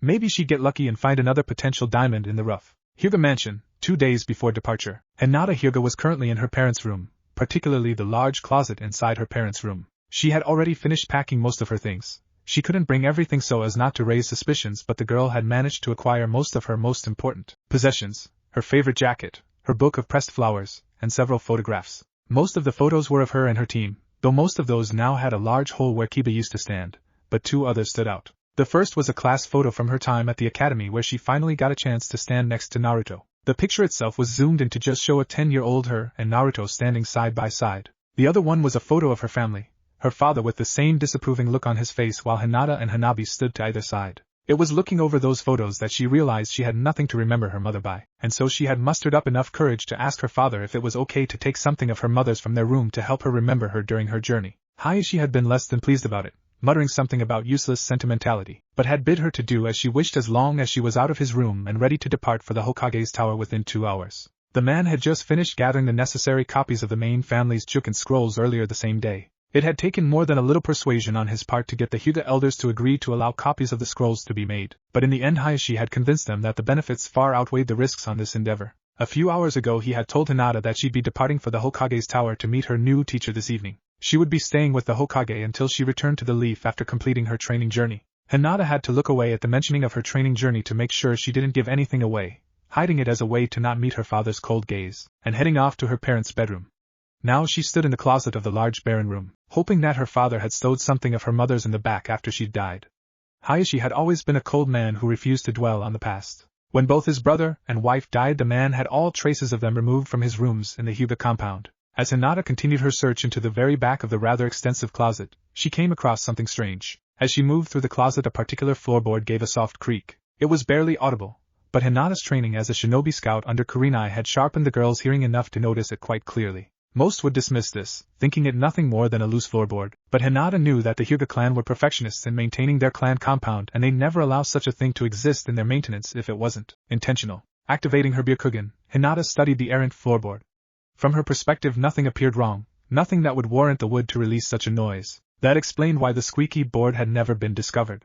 The Hyuga relied heavily on their Byakugan in all parts of their lives, including home maintenance. If the Byakugan said there was no reason for the board to squeak, then the board didn't squeak. That was the Hyuga way of thinking. Curiosity growing, Hinata applied pressure to the errant floorboard and once again heard the soft squeak. The odd part was that the sound didn't seem to originate from the movement of the board, since she'd barely touched it, but from the board itself. Hinata got down on her knees with her Byakugan still active as she studied the board in greater detail. At first it appeared to be nothing more than a normal floorboard, and then Hinata noticed something. Two of the edges were smoother and slightly indented, almost like handles. It wasn't really clear, and could easily be passed off as just a natural groove in the wooden paneling, but combined with the intended squeak it spoke to one thing alone, a hidden compartment. Focusing her dojutsu, Hinata tried to pierce the offending wooden board and found nothing, just another part of the empty understructure of the Hyuga manor. She was just about to release her dojutsu and give up when something caught her attention, a spider's web. The small little web seemed to start in the middle of a nearby floorboard, and stretched beneath the squeaking board. Only the edges of the web beneath the board seemed to connect to nothing. Normally it wasn't something even a Hyuga's advanced sight would notice unless they were studying that particular section of flooring, but it was enough for Hinata to confirm that something was wrong, so with as much delicacy as she could muster the timid Hyuga gripped the rim and lifted the board. It surprisingly came up with barely any effort on Hinata's part. Laying the board on its back next to her, Hinata noticed a small engraving in the center of the wood. A seal? To make that noise without any cause? Mentally questioned the young Hyuga. Turning her attention back to the new hole in the floor, Hinata's breath caught in her throat. Resting at the bottom of the hole, supporting the small spiderweb, was a box. It was deep purple in color and barely large enough to contain more than a single, large scroll. Engraved across its surface in bright, silvery ink were several dozen symbols, the seals that blocked the Byakugan from noticing the box. But it wasn't the box itself or the seals that caused the young Hyuga's breath to catch, but the words delicately traced into the box's top, "To my little sunshine," the nickname her mother used to call her when she was just a little girl. "And Hinata means a sunny place, Oka-san," whispered Hinata as tears filled her eyes. Shaking her head to push away the tears, Hinata hid the small box into folds of her jacket, before replacing the board and leaving the closet and heading toward her own room. She didn't want anyone to find out she had it, couldn't let anyone know she'd found it. Her mother had taken pains to hide the box away from the prying eyes of the Hyuga clan. Whatever was on it, she didn't want anyone else to find. If they did, they would take it away from her, prevent her from having this last fragment of her beloved mother. She would not allow that to happen. Finally arriving back at her room, Hinata opened the door and slipped inside, taking the box out of her jacket as she opened the traveling bag holding all her clothes and other important items. Gently Hinata arranged her contents, until she slipped the small box in a corner before using several small items to keep it from moving. Anyone looking inside with the Byakugan would see nothing unusual, just a girl's bag filled with neatly stacked clothing and a few photos tucked in a corner, the box's seals blocking it from view, while its position would never show it. Granted, all someone had to do was open the bag to find the box, but no one in the Hyuga clan would be rude enough to do that. They just quietly scan it with their Byakugan. She so wanted to see whatever was in the box now, but knew she couldn't risk it, couldn't risk her father noticing and taking it away from her. So she sat and waited. Once she arrived at the Hokage's tower, she could look. A little over an hour later her father arrived. Standing up off her bed, Hinata placed her bag over her shoulder and walked forward, her face an empty mask, though the Hyuga had noticed some hints of anticipation on the girl's face, but passed them off as the fool girl being excited about her training journey. "Did you find anything of your mother's?" he asked, completely calm, a perfect mask of Hyuga stoicism. "And no, father," spoke Hinata, looking down. High as she, though it was a show of shame or disappointment, while it was really nothing more than a way to avoid meeting her father's gaze. While his daughter's gaze was averted, Hayashi quickly activated his Byakugan to scan the girl's bag to make sure she hadn't taken anything she shouldn't have. Standard Hyuga procedure, not to mention paranoia. "A shame," he stated coldly, though his voice spoke of no such remorse. "Ko will escort you to the Hokage's tower." He then held up a small satchel filled with scrolls. "These are the scrolls the Hokage requested.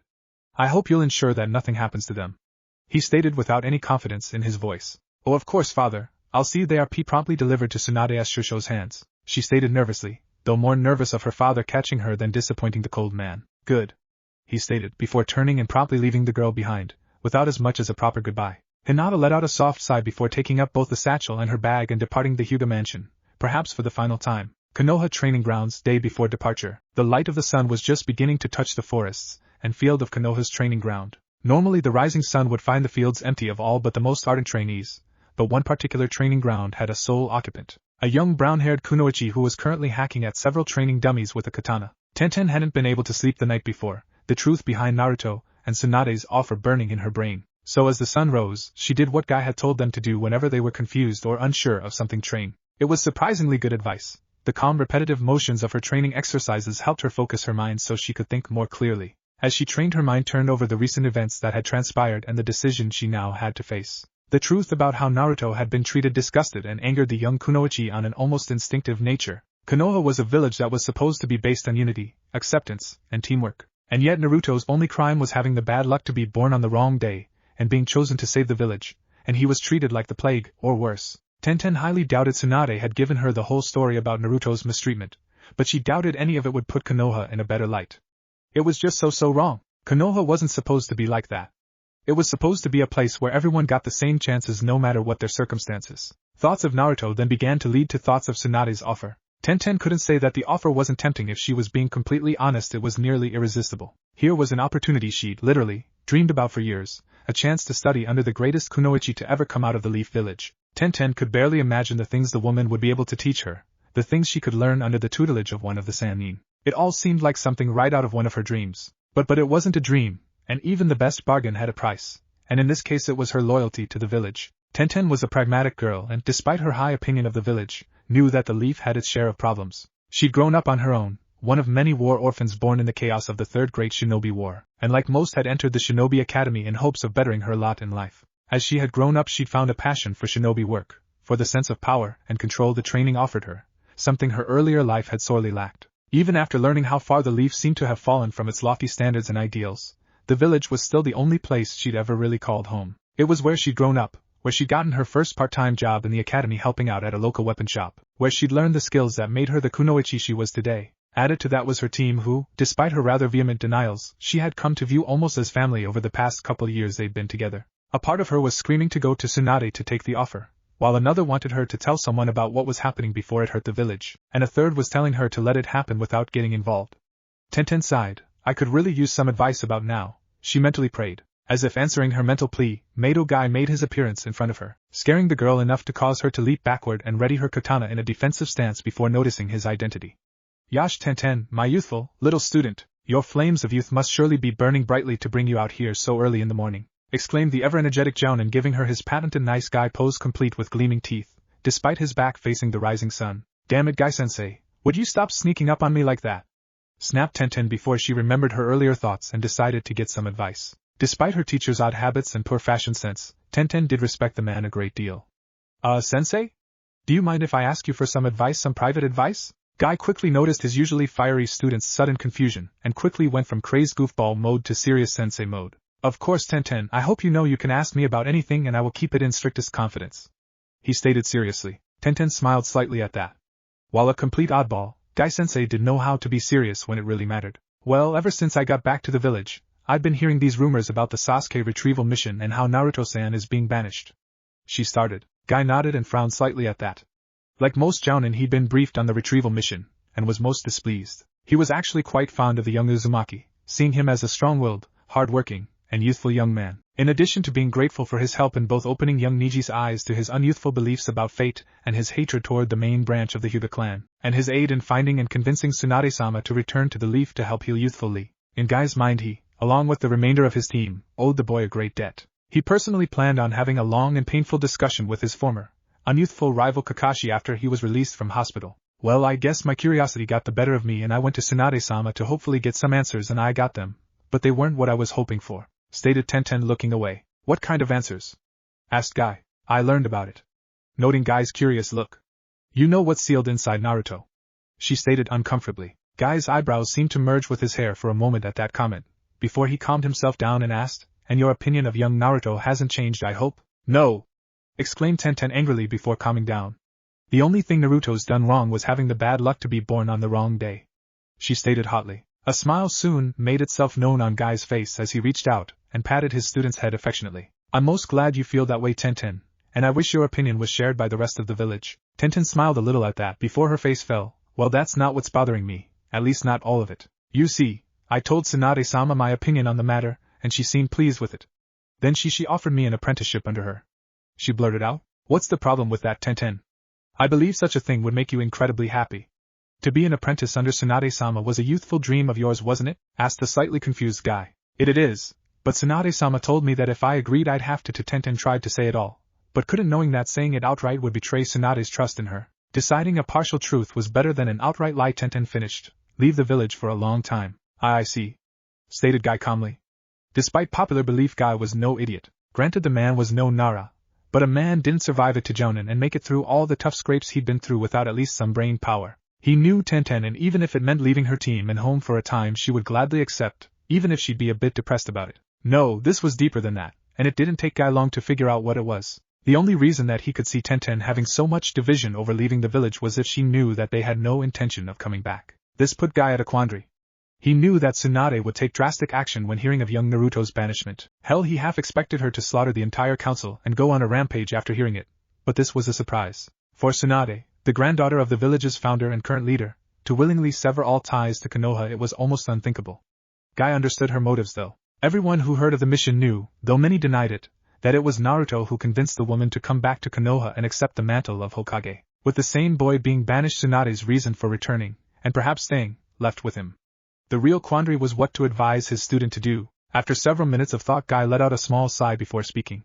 I believe it would be for the best if you accepted Tsunade-sama's offer. I will admit that I haven't been the best teacher for you, he started. Tenten instantly looked up at the man.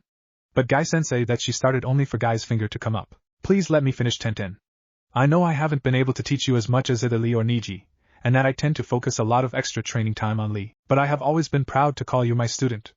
I know full well what this means, and I say that you should because I believe it's what would be best for you. It has long been your dream to become a superior young kunoichi, one that could surpass any shinobi, and by training with Tsunade you will get that chance. I know Lee, myself, and even Niji will miss you dearly, but you need know you must chase your dreams with all the fires that burn within you, no matter where they lead you. All I ask is that you stay true to your dream and to yourself no matter where you go, and you will have made me proud to have once been your sensei, he finished, happily returning to his good guy pose with a roaring inferno forming behind him. Tenten quickly wiped a few tears away before muttering, "Thanks, Guy-sensei." Before embracing the spandex-wearing nutball, she proudly called sensei in a quick hug, before turning around and heading toward the Hokage's tower. She had a sannin to see and an apprenticeship offer to accept. Guy watched her walk off with a proud smile on his face, before he turned slightly and said, "You can come out now, Shizen-san," he stated in a friendly tone. Shizen quickly dropped out of a nearby tree.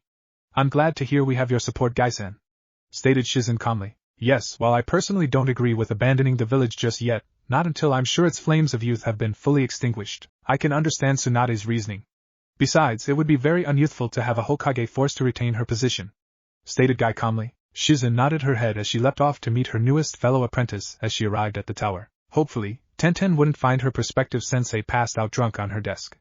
That would really damage the teacher-apprentice relationship and respect a little too early. Hokage's mansion, day before departure. Hinata sat in a chair, nervous tension pulsing through most of her body, early in the morning at the Hokage's mansion. Ko had escorted her to the Hokage's office yesterday evening, and they had arrived just as Tsunade was preparing to leave for the evening. Tsunade had greeted the two of them as they arrived and took the scrolls into her possession before dismissing Hinata's escort. As the newly minted master and apprentice walked toward the Hokage's manor, Hinata explained to her new mentor about the scroll box she'd found and who she believed it was from. When they'd arrived, Tsunade had given the box a thorough examination, making sure there were no traps or other nasty surprises hidden among the anti-detection seals. The only other seal she found was a blood seal near the base of the box, keyed to a specific person's blood in order to unlock it. By the end of the examination it was getting late, and Tsunade suggested they both get some sleep before opening it in the morning. Hinata had protested at first, but eventually Tsunade managed to convince her, and the two had went to sleep, Hinata taking one of the guest rooms while Tsunade took her usual room. Now morning had come and Hinata sat in the center of the mansion's main sitting room. In front of her, resting on a desk, was the box. Tsunade stood on the other side of the desk, ready to make sure that nothing went wrong and that there were no extra surprises hidden inside. Taking a deep breath, Hinata bit one of her fingers just enough to draw blood before wiping the now bloody digit across the location of the blood seal that Tsunade had found. As her blood touched the seal, the box began to glow a light, iridescent blue for the briefest of moments before it quickly stopped. Hinata noticed the formerly silvery seals covering the box were now only a dull gray. Hinata looked up at her teacher in a questioning manner. Tsunade quickly examined the seals before explaining. It was part of the seal design. It seems that when the blood seal was activated by the correct blood, it deactivated and neutralized the anti-detection seals placed on the box. You're very lucky you didn't open this at the Hyuga Manor, or Hayashi would have noticed it for sure. Hinata nodded her head, glad she'd had the foresight to not open the box right away and control her curiosity. Taking another deep breath, the girl gently lifted the lid of the box and set it aside before looking inside. Inside she found 3 items. The first was a scroll, not extremely thick, but definitely thicker than normal. The paper was stark white and slightly thicker than normal, typical for a training scroll since they usually had to survive some degree of wear and tear, and it was sealed closed with a single wax seal. The seal was made of dark purple wax and engraved with the mark of the sun. Hinata's eyes instantly widened as she recognized her mother, Hikari's, and Hikari means radiance, i.e. the sun, personal seal. Lying next to the scroll was a letter, with only the word Hinata written on the front, and sealed closed with the same purple sun seal. But it was the third object that caught Hinata's attention. A single photograph showing a beautiful woman with a slightly swollen stomach and long, dark purple hair framing her face, holding up a little girl with dark blue hair, no older than 4 or 5, so that their cheeks were rubbing together as they laughed. Hinata choked back the sob that threatened to escape her as she stared at the picture. She remembered the day it was taken, one of the last happy memories she truly had in the Hyuga manor, just before her mother became ill, and nearly 6 months later, died a month after giving birth to her sister Hanabi. Tears started to leak out of the young Hyuga's eyes as she gently picked up the picture and cradled it against her chest. Okasan, she managed to sob out between tears. She then felt a gentle hand on her shoulder. She looked up to see her new master standing over her with a gentle reassuring smile on her lips. Hinata quickly tried to wipe away the tears. "I'm sorry, Shisho. I shouldn't have." She was cut off as Tsunade placed a finger against her lips to silence her. "You have nothing to be ashamed of, Hinata-chan. Crying over the memories of lost loved ones isn't a sign of weakness, but a sign of still being human," she stated gently, before she developed a slightly faraway look and added, "I still cry at times when I remember Dan and Nawaki." She breathed out softly. Hinata let her tears fall freely for a few moments after that before she sniffed a little and looked up at her new sensei. "Thank you, Shisho," she whispered. Tsunade smiled at the young girl before looking at the letter. She gave Hinata a look, and the young girl nodded her head in understanding. Tsunade gently reached out and took the letter and placed it on the desk before running through a set of hand seals. At the end of the seals her hand started to glow a gentle, light blue as she ran it over the letter. It was a basic detection jutsu, used to skin for seals and other chakra-based traps on objects. It was a basic jutsu, but required precise chakra control to be truly effective. Finishing her examination of the letter, she gave Hinata a nod signaling the letter was clear. Hinata took in another deep, shaky breath before she gently lifted up the letter and removed the wax seal on the back. She slowly opened the letter and let her eyes scan over the words written in the soft, precise script of her mother's handwriting. "To my dearest little flower Hinata, if you're reading this letter, then I've left this world for the next. I'm so sorry for leaving you so soon, my little Hinata, but know that wherever I am now, I will be watching over you. I hope this letter finds you safe and happy, but I fear for the worst. Your father has been acting strangely since his brother's death, trying to erase all the memories of him from the Hyuga manor, and I fear with my poor health and your sister on the way, I may not have much time left, and if that happens I don't want your father to erase this one final memory of me from you, so I've decided to hide it where I hope he'll never find it, and you just may. I remembered how much you loved hiding in the back of our closet when we played hide and seek together when you were so small, so I thought it would be the best place for you to find it. Your father, he has never been the most sentimental man in the world, but he treated me well and I hope he's done the same to you. But with his brother's death he's become so much colder, as if a part of his soul died with his ashi, and I'm starting to become scared. Scared that the man I loved is starting to fade away and is being replaced with an icy shell of what the elders say is a proper Hyuga. And I'm scared for you, my little one. You are so much like me, with a gentle heart that despises seeing others in pain. I fear what would happen to you if Haishi loses what warmth he has and you fall victim to the machination of him and those bastard elders. I hope and pray that it doesn't, but I fear. Inside the scroll stored with this letter is my own personal style of juken. If you continue to grow into someone like me, this style will favor you more than the Hyuga's traditional juken style will. Be safe, be strong, and be free, my little sunshine. Love, your devoted and loving mother, Hikari Hyuga. This time Hinata didn't even try to stop the tears and sobs that left her body. Tsunade just stood by her side and let her new apprentice get it out of her system. Sometimes a person just needed a good cry to let everything up. While her apprentice cried, she gently lifted the scroll from the box and used the same jutsu to examine it, just in case, and found nothing amiss. Several minutes later Hinata's tears ceased and she looked at the scroll her mother had left for her, a new and strong fire blazing in her eyes. I will, mother, I promise I will, mentally vowed the young Hyuga girl as reached out and opened the scroll. Hinata, I've got to head to the Hokage's office to finish some things up. Remember, we're meeting in my office at 9 o'clock. She reminded her apprentice. Hinata nodded her head, her eyes never leaving the scroll her mother had left her. Hokage's tower, 8 p.m., 4 hours before departure. So you understand your instructions? Asked Tsunade. Yes, ma'am, answered the messenger Nin standing in front of her. I am to deliver these papers, he said, holding up an envelope that contained the papers officiating Tenten's placement as her fourth apprentice, to the fire daimyo. If the daimyo doesn't approve all the papers in this envelope, then I'm to immediately find and report to Jiraiya-sama of the Sannin, and deliver everything to him and await further orders. If he does approve of everything, then I am to add the approved papers to this envelope. He held up a letter holding copies of all the signed decrees, complete with the daimyo's seal of approval. The originals she had stored in a safe in the office, locked so only Tsunade and Jiraiya could open it, before returning to Konoha and awaiting the next full council meeting that happens after the one this Monday. When that time arrives I am to read this letter, he said, holding up a small handwritten letter stamped with the Hokage's seal, aloud to the entirety of the council before opening the envelope and handing out the paper for the council to view. Is that correct, Tsunade-sama? Finished the messenger with a slight huff. The mission was a complicated one, but Tsunade had been more than willing to pay the full price of the mission. She had even paid the full asking price at the beginning in full, along with a small bonus in case any complications arise. Perfect. She agreed, nodding her head. You're dismissed. She finished with a wave of her hand, and the messenger was gone in a blur of speed. Several minutes later the door opened and 3 of her 4 apprentices entered the room, Shizen walking with the same steady grace as always, Tenten slightly nervous, and Hinata with a new purpose in her stride. The 4 were going to meet Naruto at the northern gate in a few hours, but first there was one last piece of business to take care of. First, I've got some good news. Hinata, Hyuga and Tenten, please step forward. The 2 young kunoichi did as instructed. It is my pleasure to announce you both are promoted to the rank of Chunin on my authority as Hokage. Congratulations, she stated warmly while handing both their new flak jackets. Thank you, Tsunade Shisho, intoned both girls as they put on their new jackets. Hinata removed her thick jacket before slipping on her new flak one over her fishnet shirt before replacing her thicker one. Tenten merely put it on over her shirt, though she left hers unzipped. Giving a nod to the 2 younger of her 3 female apprentices, Tsunade spoke again. Now on to more serious matters, Tsunade said seriously as she reached into the pocket of her pants and drew out her old leaf hitayate. The hitayate is the symbol of a person's loyalty and connection to their village. She started seriously. To draw one's blade across the symbol is to sever all connections one has with the village. To discard it is to discard one's loyalties and the village itself. Taking out a kunai knife, she spoke gravely. I can no longer tolerate the actions of the Leaf Village against one of the people I hold precious. With this I renounce all that binds me to the leaf. With a quick slash, Tsunade drew a straight line across the leaf symbol with her kunai. With this I am no longer Tsunade of the Leaf, I am Tsunade Senju, Wandering Shinobi. She finished as she let the slash forehead protector drop onto the desk. Shizen stepped up to the desk and pulled out her own hitayate. The leaf has lost its will and its strength. The will of fire that once burned here has long guttered out save a few small sparks. With this I renounce all that binds me to the leaf, she stated harshly, drawing out her own kunai and slashing it across the headband.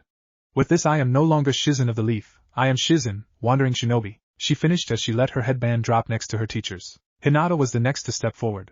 She slowly removed the headband wrapped around her neck. The leaf and T, those who dwell within it, have long lost their way. T, the home of the Hyuga clan, is no longer the home of a family, but a prison F for those who dwell within it. With this I renounce all that binds me to the leaf, breathed out Hinata as she took her own kunai and slashed her headband. With this I am no longer Hinata Hyuga of the Leaf, I am Hinata, Wandering Shinobi, and she too dropped her forehead protector onto the desk. Tenten was the last to step forward. It took her a few minutes of slow deep breaths before she could remove the hitayate wrapped around her forehead. The leaf has lost sight of the values that once guided it and made it the village it was. It is no longer the village that I swore my loyalty to. Taking a deep breath, she took out a kunai with a now shaky hand. With this I renounce all that binds me to the leaf. Her shaking hand took several minutes, but in the end she slashed across the forehead protector, though the line was far from smooth. With this I am no longer Tenten of the Leaf, I am Tenten, Wandering Shinobi. She finished as she slowly let the headband fall. Tsunade nodded to her 3 apprentices as she rose out of her seat and led them out of the room. Once outside, she went through a quick set of hand seals before activating the seals she and Jiraiya had placed on the room and all its entrances. With the seal active, not even a fly could enter the Hokage's office, and it would only be unlocked when either she or Jiraiya gave the proper countersigns with willing intent to release it. Turning to her apprentices, the now former Hokage spoke up. All right everyone, let's go meet the last member of our merry band and get our asses gone, she ordered. And Chapter 6. What if Naruto finds lost Uzumaki summoning contract? And thanks for watching my video till the end. If you enjoy this content, then do consider subscribing to my channel, and leave a like if you guys need the next part. Comment down, and thanks for watching the video, and see you guys in the next video.